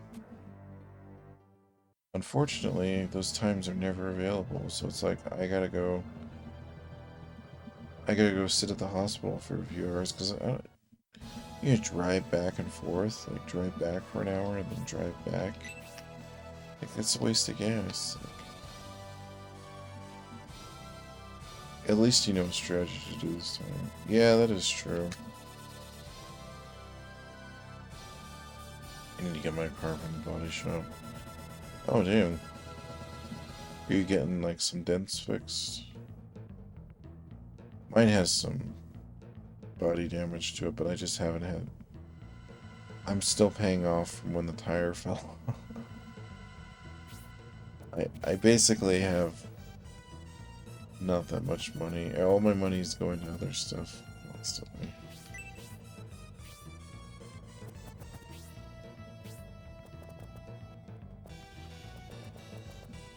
But right now I'm just worried about living and being alive and not dying or worsening. But I'm trying not to stress about all that crap. I'm just like trying to be like, I'm alive. I'm in the process of getting everything fixed.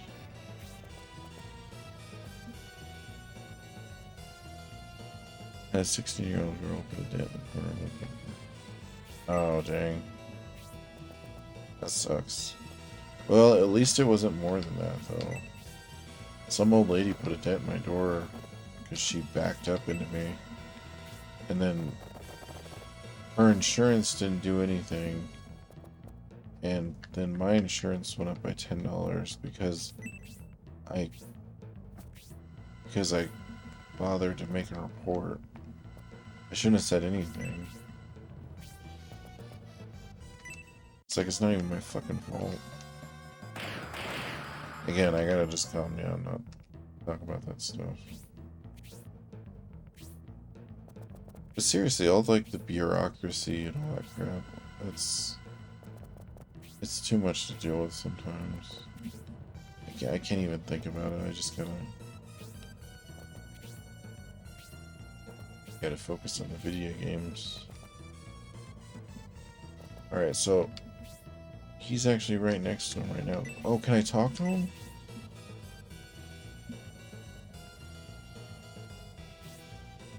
Are you asking me to join the Julian army? You face impossible odds in your own concern. It'd be safer for you to join our army, so we may attack together. Okay, if I had known that, I would have just kept aggressing until I got close enough to him before he ran through the door. Because I haven't had that chance to get that close to him. Yes, and even if these two are defeated, the king and queen will still remain. It'll be difficult to defeat them alone. That's why we're making this offer. Jubei, you fought them earlier.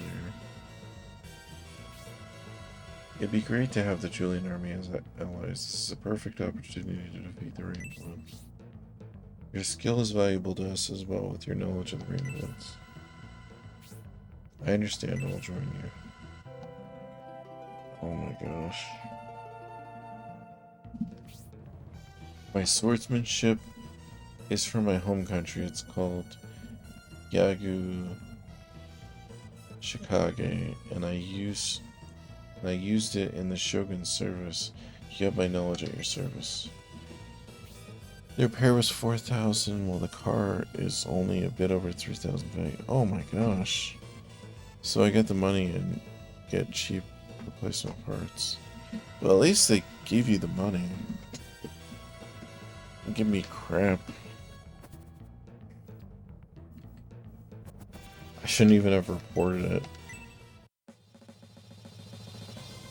There's just an ugly fucking dent in my door now. Thank God the window was rolled up when she did that too. Because it would have completely just cracked the window. That would have been the worst part. I hate replacing windows.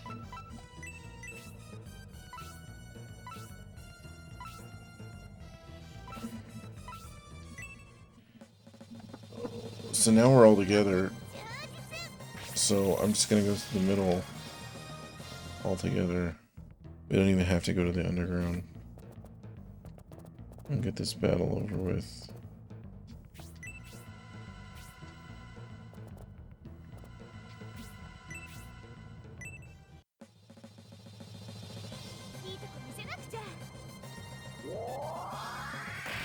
Oh wow.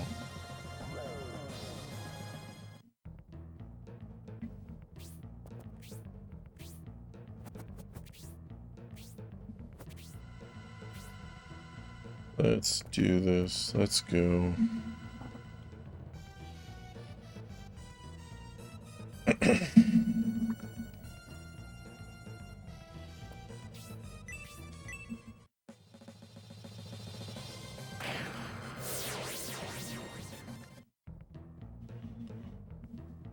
What was the girl's fault? I stopped to let a person use the crosswalk.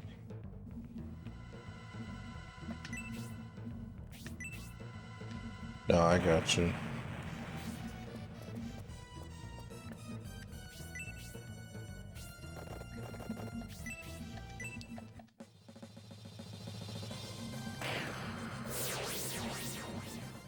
I just have bad luck with stuff like that.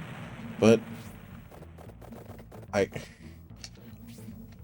she's got it where it counts.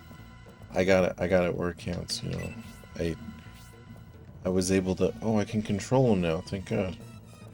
I was able to not die. amazingly. So, I apparently live with massive amounts of pain, like more pain than people should be able to tolerate, apparently. I'm just like, it's a flesh wound.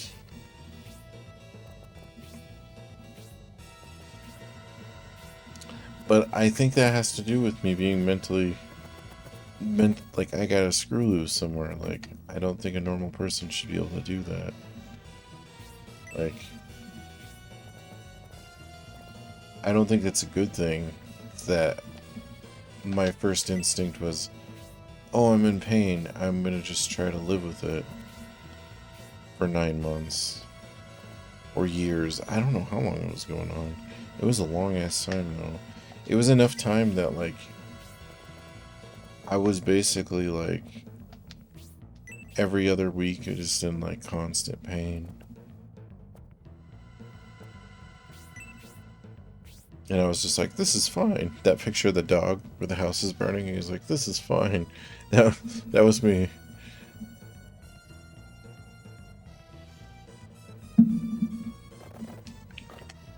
Okay.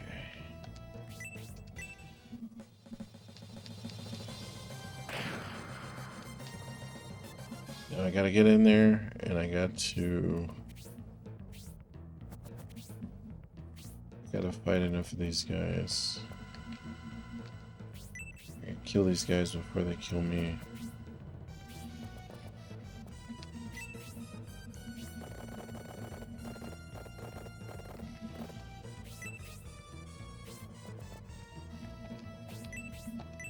There we go, we cut him off. Cut him off at the source.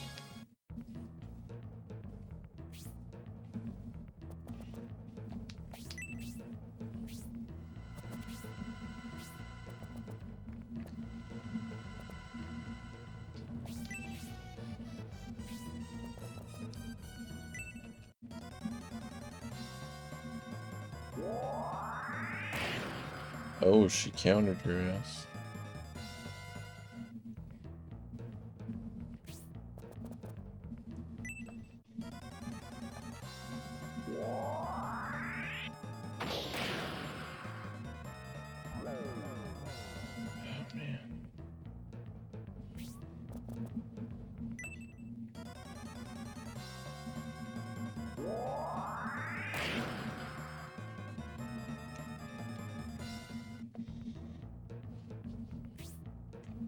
Double counter. Come on, counter again. Yeah. It was a double attack. Alright. Block it. Dodge it. Oh.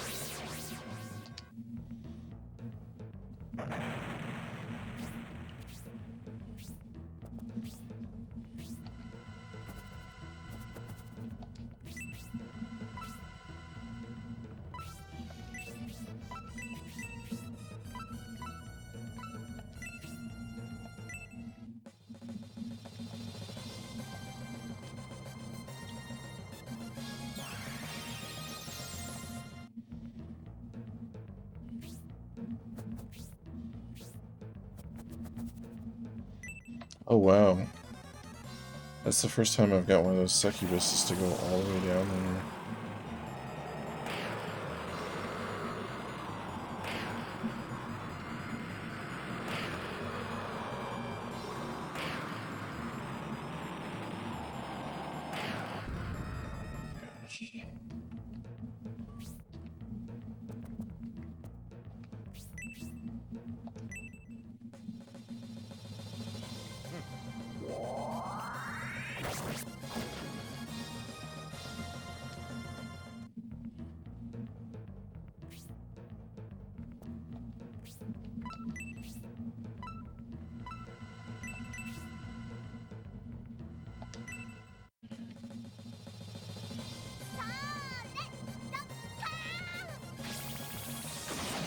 If you really want a brutal tactical video game, try Zoid's Assault on the 460. I'll look into it. I do like Zoids. Although I haven't watched a lot of that in a long time. Is there a physical disc of it? Actually, let me just add it to the list now so that way I remember if I see it.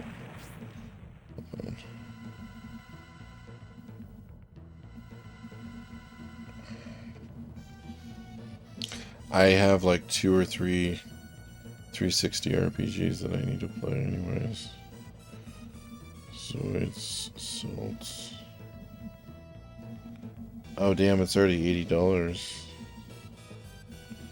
Well, is it actually? It's like a actual tactical RPG though. I stupidly bought the front mission on the 360 back in the day because I was like, oh, it's front mission, and it was like an action. Like you were like, it was not turn-based. It was very disappointing. Oh, nice, you got it. That's awesome. Yeah, if you recommend it, if it's actually turn-based, I will definitely play it. Yeah, it's at like $79 for in case with the manual and everything. It's an Atlas game, so any of the Atlas games, as soon as the consoles, like, I should probably buy that game now because it's probably going to be in about 5 years. It'll be about $200 or $300. So if you have a chance to get like an extra copy or something, definitely do it now. I should have bought like 5 copies of Silent Hill 2. They were $10 a piece. I could have bought so many of them. I just kept passing it up because it's like, I have this game. I have this game. I should have just had stacks. I would have had a fucking stack of Silent Hill 2s. Is what I should have done.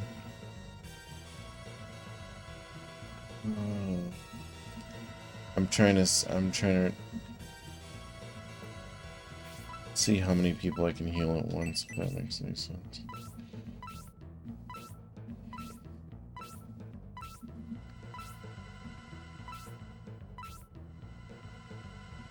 I guess that's the best right there. I have a couple rare 360 games though. There's a shoot 'em up. It's a spiritual successor to Proteus, or Sexy Proteus. And that one's shooting up there. Anything that's like a Japanese 360 game has been going up in price, really.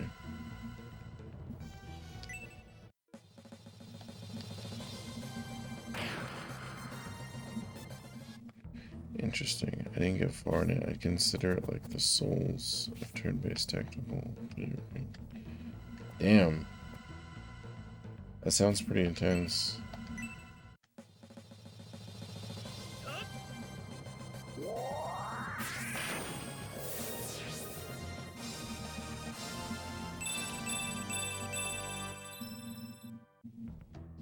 What I need to start doing, I used to play the chess.com or whatever. I used to play that, and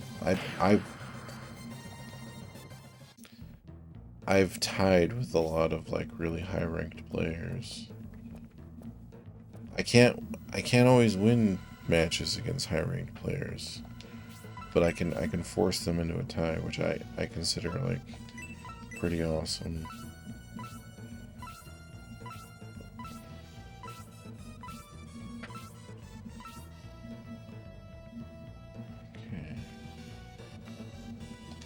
He's not that damaged, but I'm still...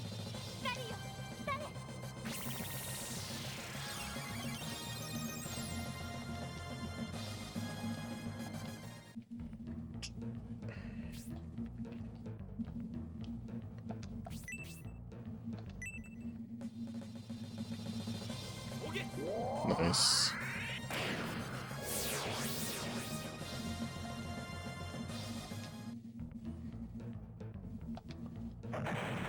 Oh, I can make a mithril weapon for him, I bet.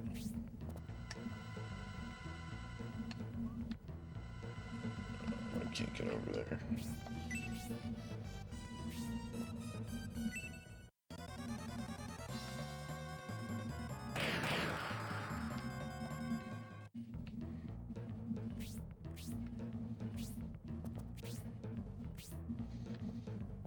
That other night just like stayed back.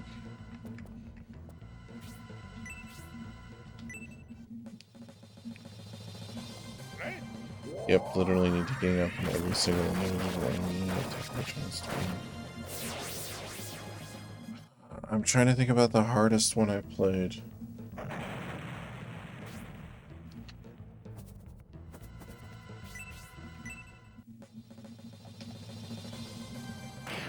Probably like Panzer General or like...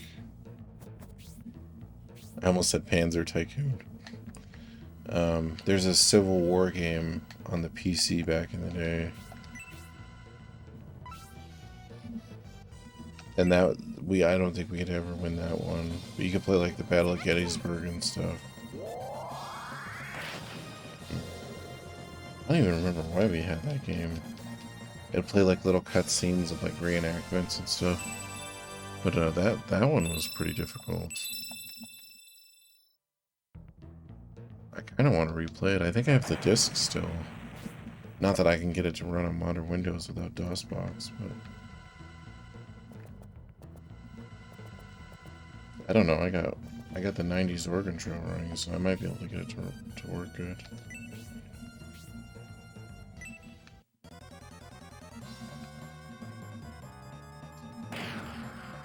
And I think that one you had like rest your units, like they could attack and then the next turn they had to rest and reload.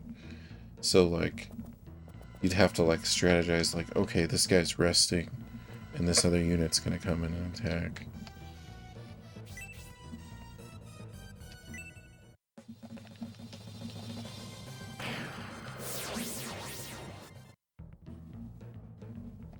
There was a crazy one too we played on PC back in the day, and I can't remember the name of it, but it was like you were the individual, you choose which country you are.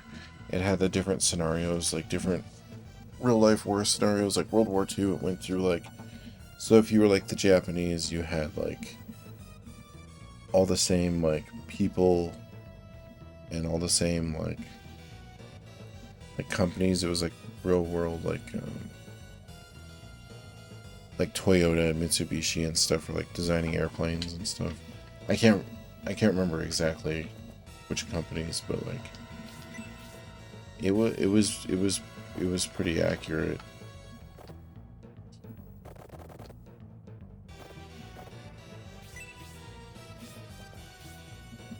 Oh yeah, so I just have these guys and those guys because those other guys already came down.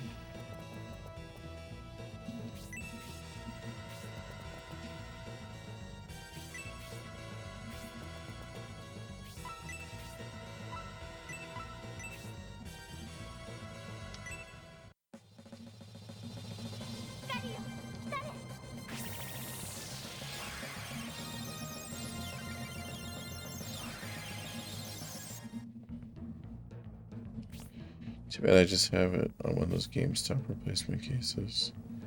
Has the game art on the front, GameStop description on the back.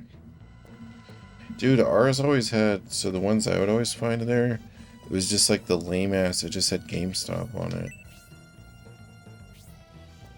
And I would just get rid of those cases because I fucking hate. It would make me mad. Everything about GameStop makes me mad. I don't know why. I guess I do know why, but it's just...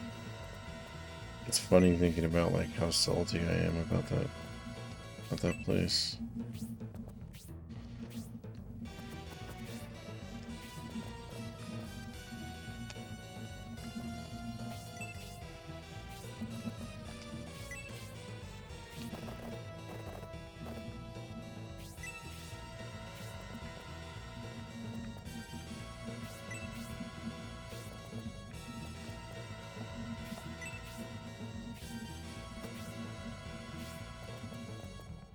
Oh, that damn dragon's not coming up here. Alright, I'm gonna move him back down. If I can, jeez.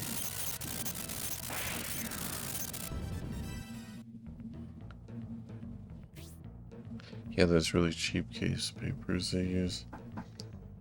Those cases will just break all the time anyways. So one time I won a tournament there. It was Madden. But the copy of the game was on GameCube. I didn't own a GameCube at the time. But they wouldn't trade me for the game, the Xbox version of the game. Because the trade-in credit, as soon as they handed me the game, even though it was sealed and they're the ones that handed it to me, they couldn't verify that the game was in the case. So they could only give me $45 instead of $60 or whatever it was at the time. So I ended up just getting a PS2 game that I wanted. I ended up getting Star Ocean 3 at the time, because I wanted to play that.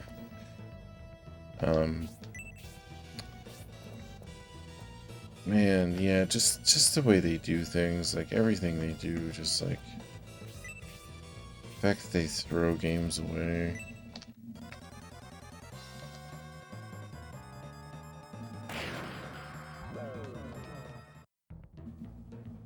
And the fact that they like break discs before they throw them away, like stuff like that, just like infuriates me.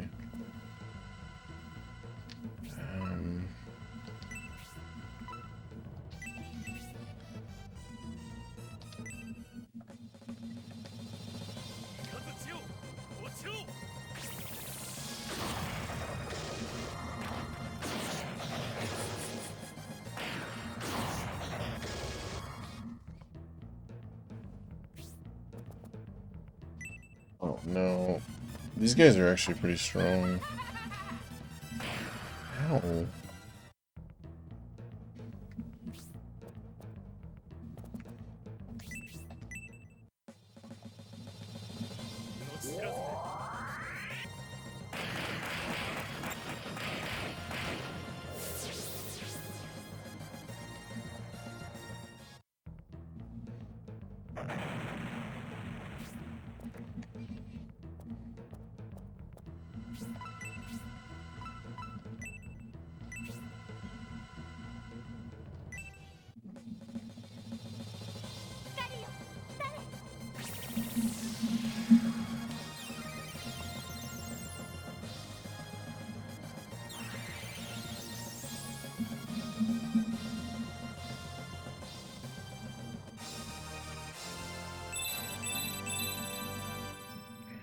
Nice.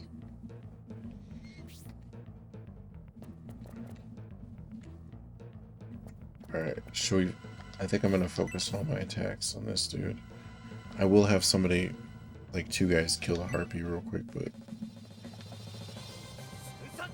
Oh, what? Okay, I thought he just, like, KO'd that dude.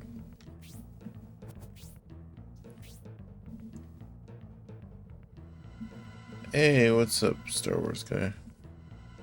I'm curious, you play D&D? Yes, I do. We were actually just talking about D&D not that long ago. Like 30 or 40 minutes ago, we were just talking about different role-playing systems and stuff.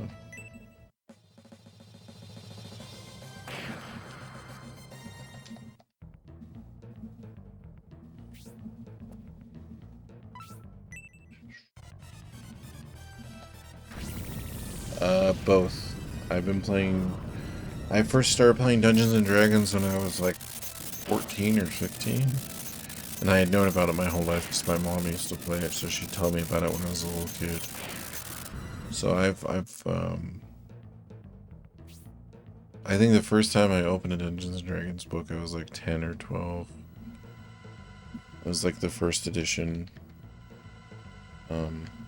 books. Okay, she's poisoned. Can she heal?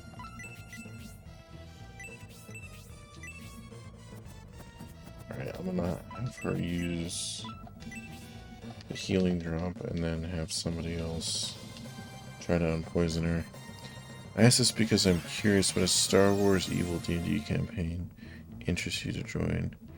It's a political strategic theme, like collaborate to start up DM.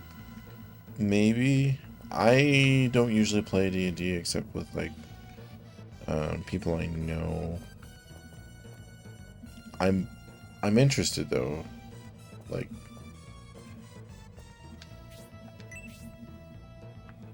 it's not something that's off the table. But I find sometimes it can be conflicting. I've had some, let's just say I've played in about,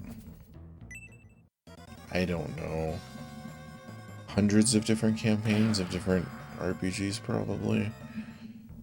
And sometimes I run into issues, not necessarily issues with personally with people, but I run into issues where like the campaign doesn't last very long, or like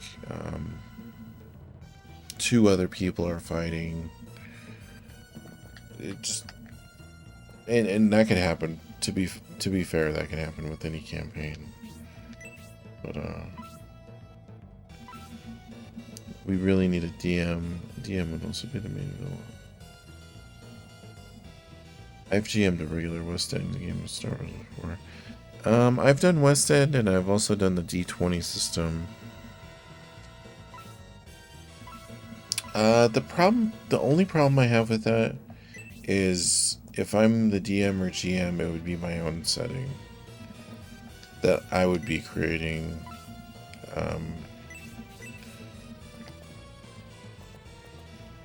Because I find that I would need complete control. Shit, I don't know if I should attack him or him. Well, who else can fight the succubus down there? I guess nobody really.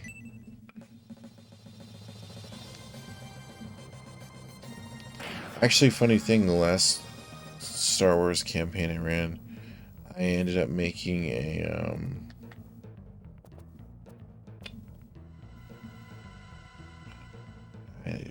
my mind is blank.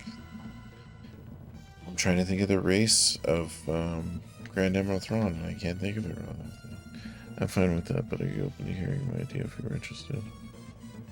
Sure. I mean, I'm always open to talk about that kind of stuff. No worries. Because I could also, like, if you need help building it, I can help talk to you about Star Wars stuff. I don't mind that.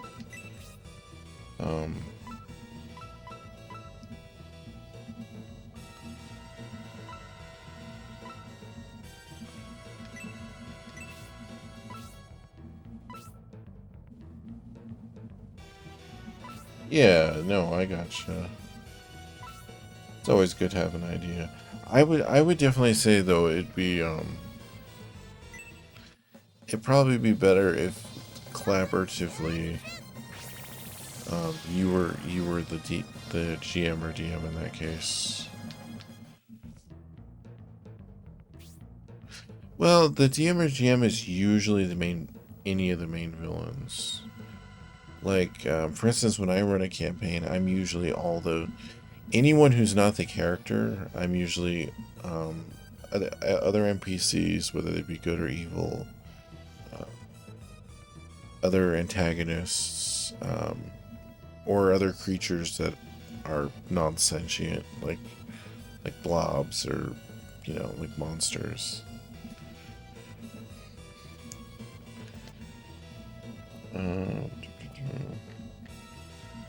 Okay, he needs to heal. Can he get up there?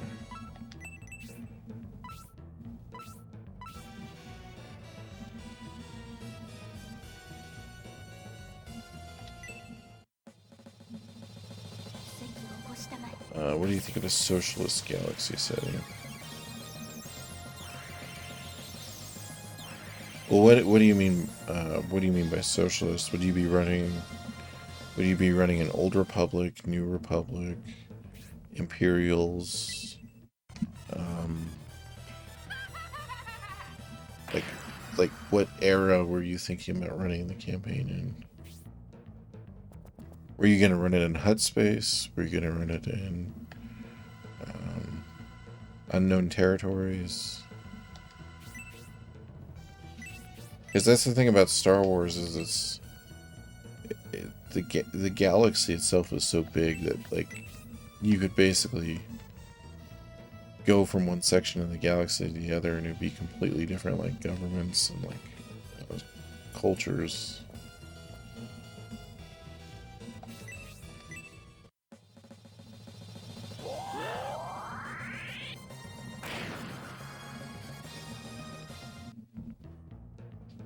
Well, I like Snoke, so I'm probably the wrong person to talk about.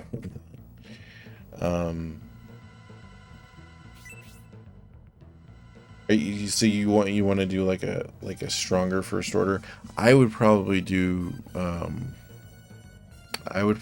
Republic then, because the Sith were a lot more powerful back then, and you could either use like a pre-existing Sith Lord, or you could like there's a lot of space in between.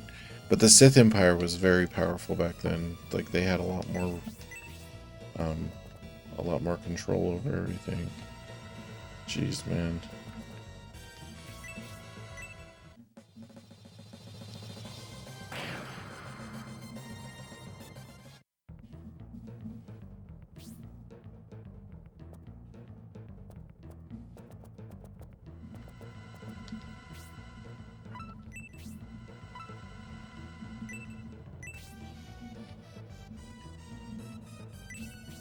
Okay, does anyone else need healed?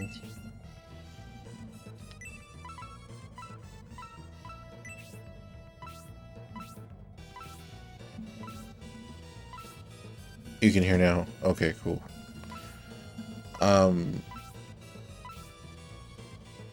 Yeah, Post-Republic's cool. I find that area is kind of conflicting though, or it's restricting in a lot of ways. Like I would run Old Republic, just because there's so much more you can do, especially in that aspect.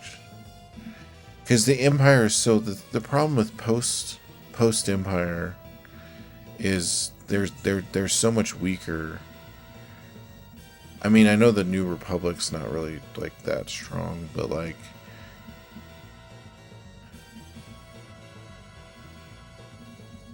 I don't know.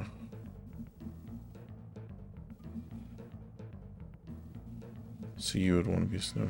Oh no, I'm cool with that. Technically, Snoke is just Emperor Palpatine, or he's just a puppet for Palpatine.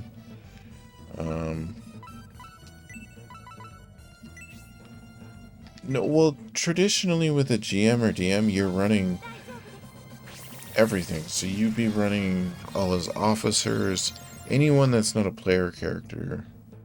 You would be in control of.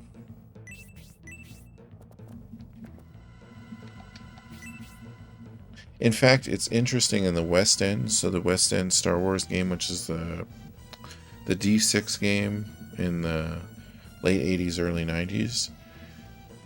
If a player character in that campaign turns evil, they actually hand you their character sheet. Like if they get enough dark side points, they actually hand the DM their character sheet, and then that character becomes an NPC at that point. But if you're running an evil campaign, it would definitely be different.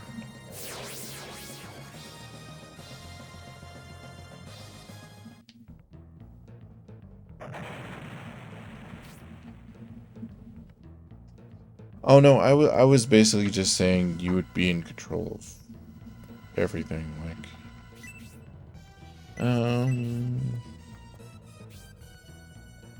shit. I think I can win this battle.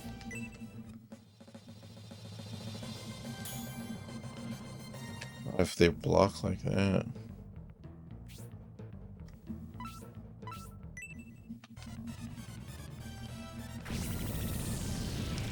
I gotta get her out of there. Oh.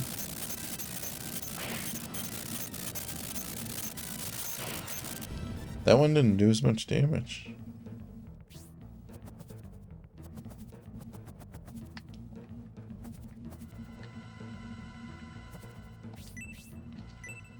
I have like a weird splinter on my finger or something.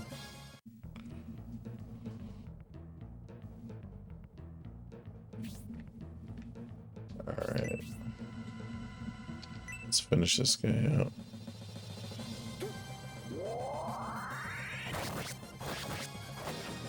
Yeah, I wouldn't mind getting you some source material and helping you understand more about what a campaign is. But that might be something you want to read more into, especially if you have like a certain idea like that. Like, so really when you run a campaign, you're in control of everything. Like everything. So you would want to, like, if you would want to run a specific era like that, you would want to study up and have all the paths, the different paths, like written out and everything, which can be difficult. It's not the easiest thing in the world, but especially if you have a vision of what you want. Like, for instance, like D&D wise, 2nd edition wise, I have an entire world that I've worked on for like the last 15 years or so. Like, I have maps, I have historical data between the different families in the different parts of the continent, and like it's like a whole world basically. Crap. I'm interested in helping you, but it is one of those things where it's like, I don't really know. Like I said, I would have to talk to you to get to know you. I wouldn't, it's not something like I would just cold turkey jump into, because it is so running a campaign is something that, like, it takes a lot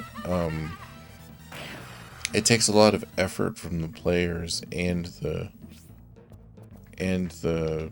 game master running everything. I've had a lot of campaigns where, like, they start up, like, even like well-intentioned, like campaigns with people I've known for years, so we play 1 or 2 sessions and then it's done. Like, it takes a lot of preparation, and it takes a lot of, like, wanting to go into it, because you need at least like 4 or 5 people, I'd say, depending on the type of campaign. Mine are usually more story driven than combat driven. Some people are more combat heavy.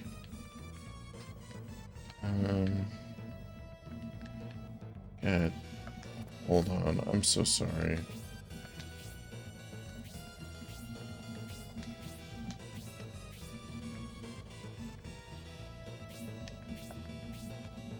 I guess he can't attack anybody.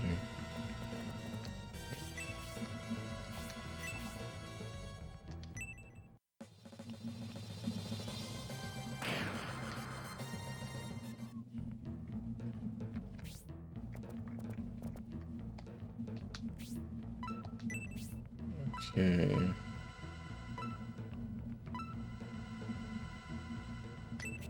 I guess no one needed healed.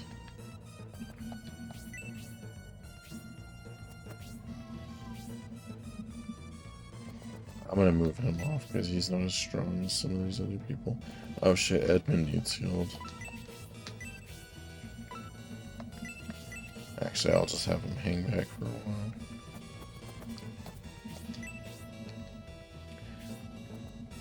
Oh my god, she's still poisoned?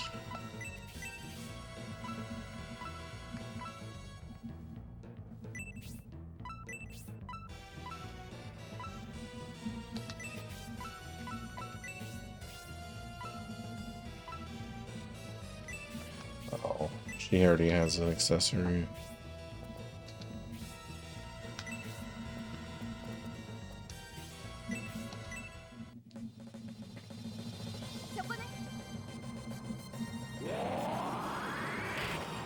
Yeah.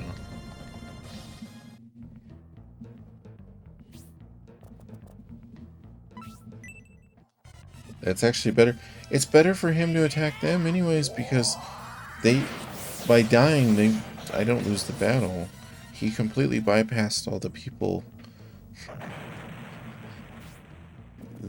that by attacking them would end the battle, so... Which I shouldn't have Julian so close up, but... Same thing with Gracia.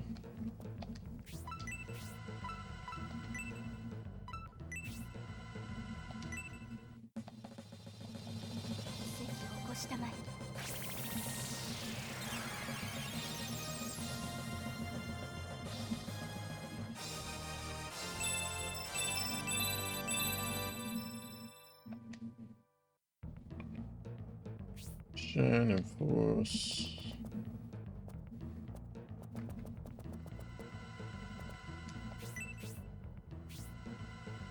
Yeah, because her dying fucks things up too.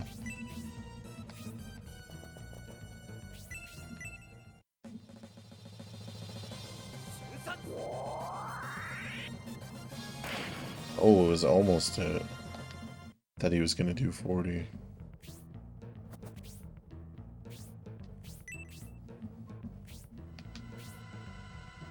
Sure.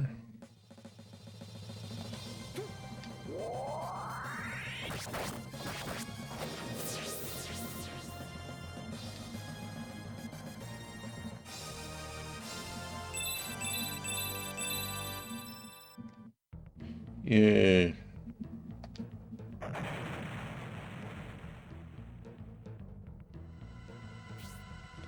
We were able to defeat the Rainbloods just as I thought. Even though they are powerful, they were easier to defeat since they were divided. We the Rainbloods, I the Bishop. We've been defeated, this is dreadful. Jubei, your mind is equal to your sword. We have you to thank for this triumph. I underestimated them. They were stronger than I thought. The Julian army deserves the credit for this victory. Go ahead, divide the honor from this battle and gather your false confidence. You think you'll prevail, but you have no chance against the king and queen. The rest of the Rainbloods have defeated the other two armies and will avenge our defeat.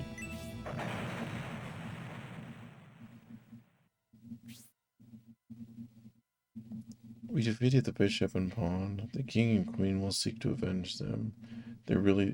Are they really that much more powerful? I would assume so. The king is the primary figure in chess. He is a strategist. I remember them being powerful. That is true. We must not underestimate them. Then they would gain the advantage.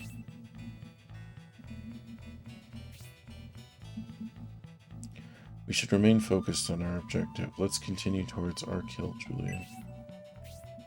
The sun is setting. We must find Maya Village before dark, not Maya. Honorina in a rural village told us to look for Maya Village, right? If we can reach Maya, we'll learn about our kill. Will we be able to find Maya Village before dark? Yes.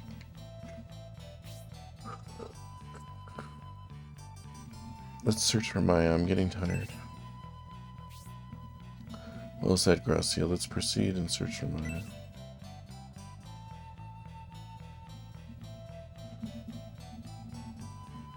Yeah, the battles on this third disc are nice. Like, that battle was a challenge figuring out, like, being able to get to the dude and not have him die. Nothing in this direction. There's nothing in this direction either, Julian. This is not the right way. There's no Maya Village here.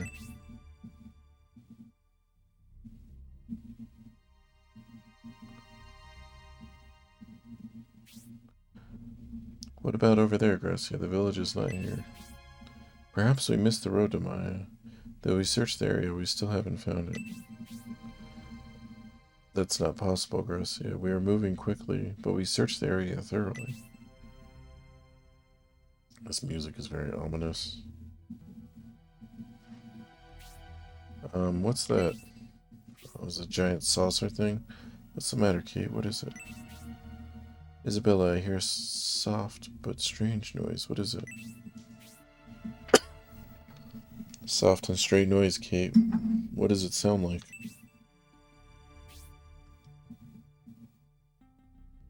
What is humming? Like a lot of bees in the distance. No, it couldn't be. Now it sounds like something rotating wings. Yes, indeed. Julie and everybody, gather around Kate.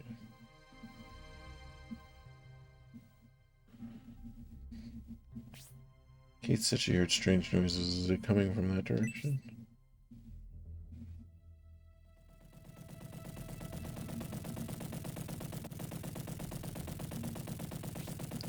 What's over there? It's Maya Village. This is the village? Maya is the remains of an ancient culture tasked with guarding Arkhill. According to legend, their buildings can fly. Julian, I'm surprised as well. A legend of buildings flying in the air? I can't believe it, even though I see it with my very own eyes. I can't believe it. Sorry. It's the Sega Sports or the Joe Montana football. Remember the Valkyrie ancient culture. I'm scared. But the people of Maya will welcome us. Julian, let's enter. The noise. Just get in there so it's not making that noise anymore. Although, if they were that far away and it was making the noise, if they got closer, it'd be even louder. The Julian army began the legendary expedition to the north. In Aurora, they learned Gracia's innovative power was not growing. The Julian army headed for Arkhill. They feared the Emperor's ambition, but found Maya.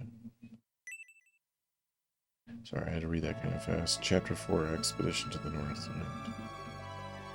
Because those screens go kind of fast.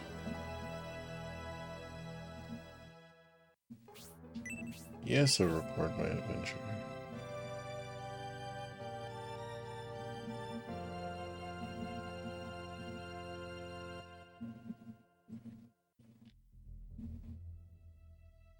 Dun, dun, dun, dun. Chapter 5, The Creator's Legacy.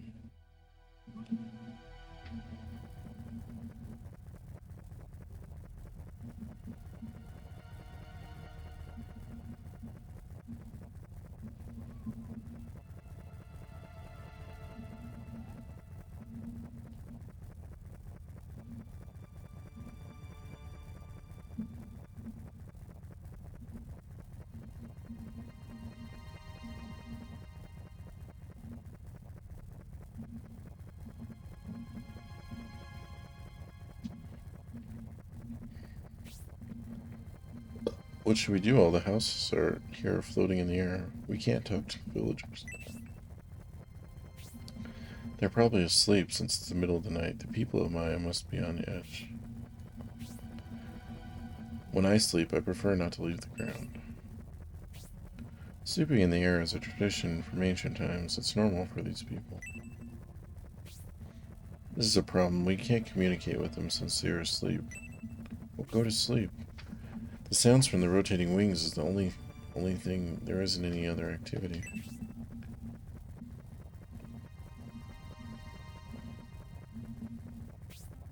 Looking around the area, that appears to be a church over there. Should we head to the church, Julian? Perhaps we could find some information about Maya and Arkhill.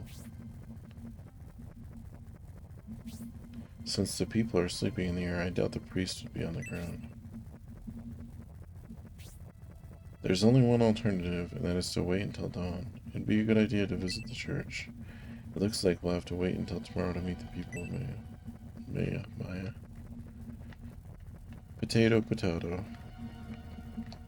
Sorry, let's search these barrels. Alright, I just thought it was weird there's barrels just sitting there.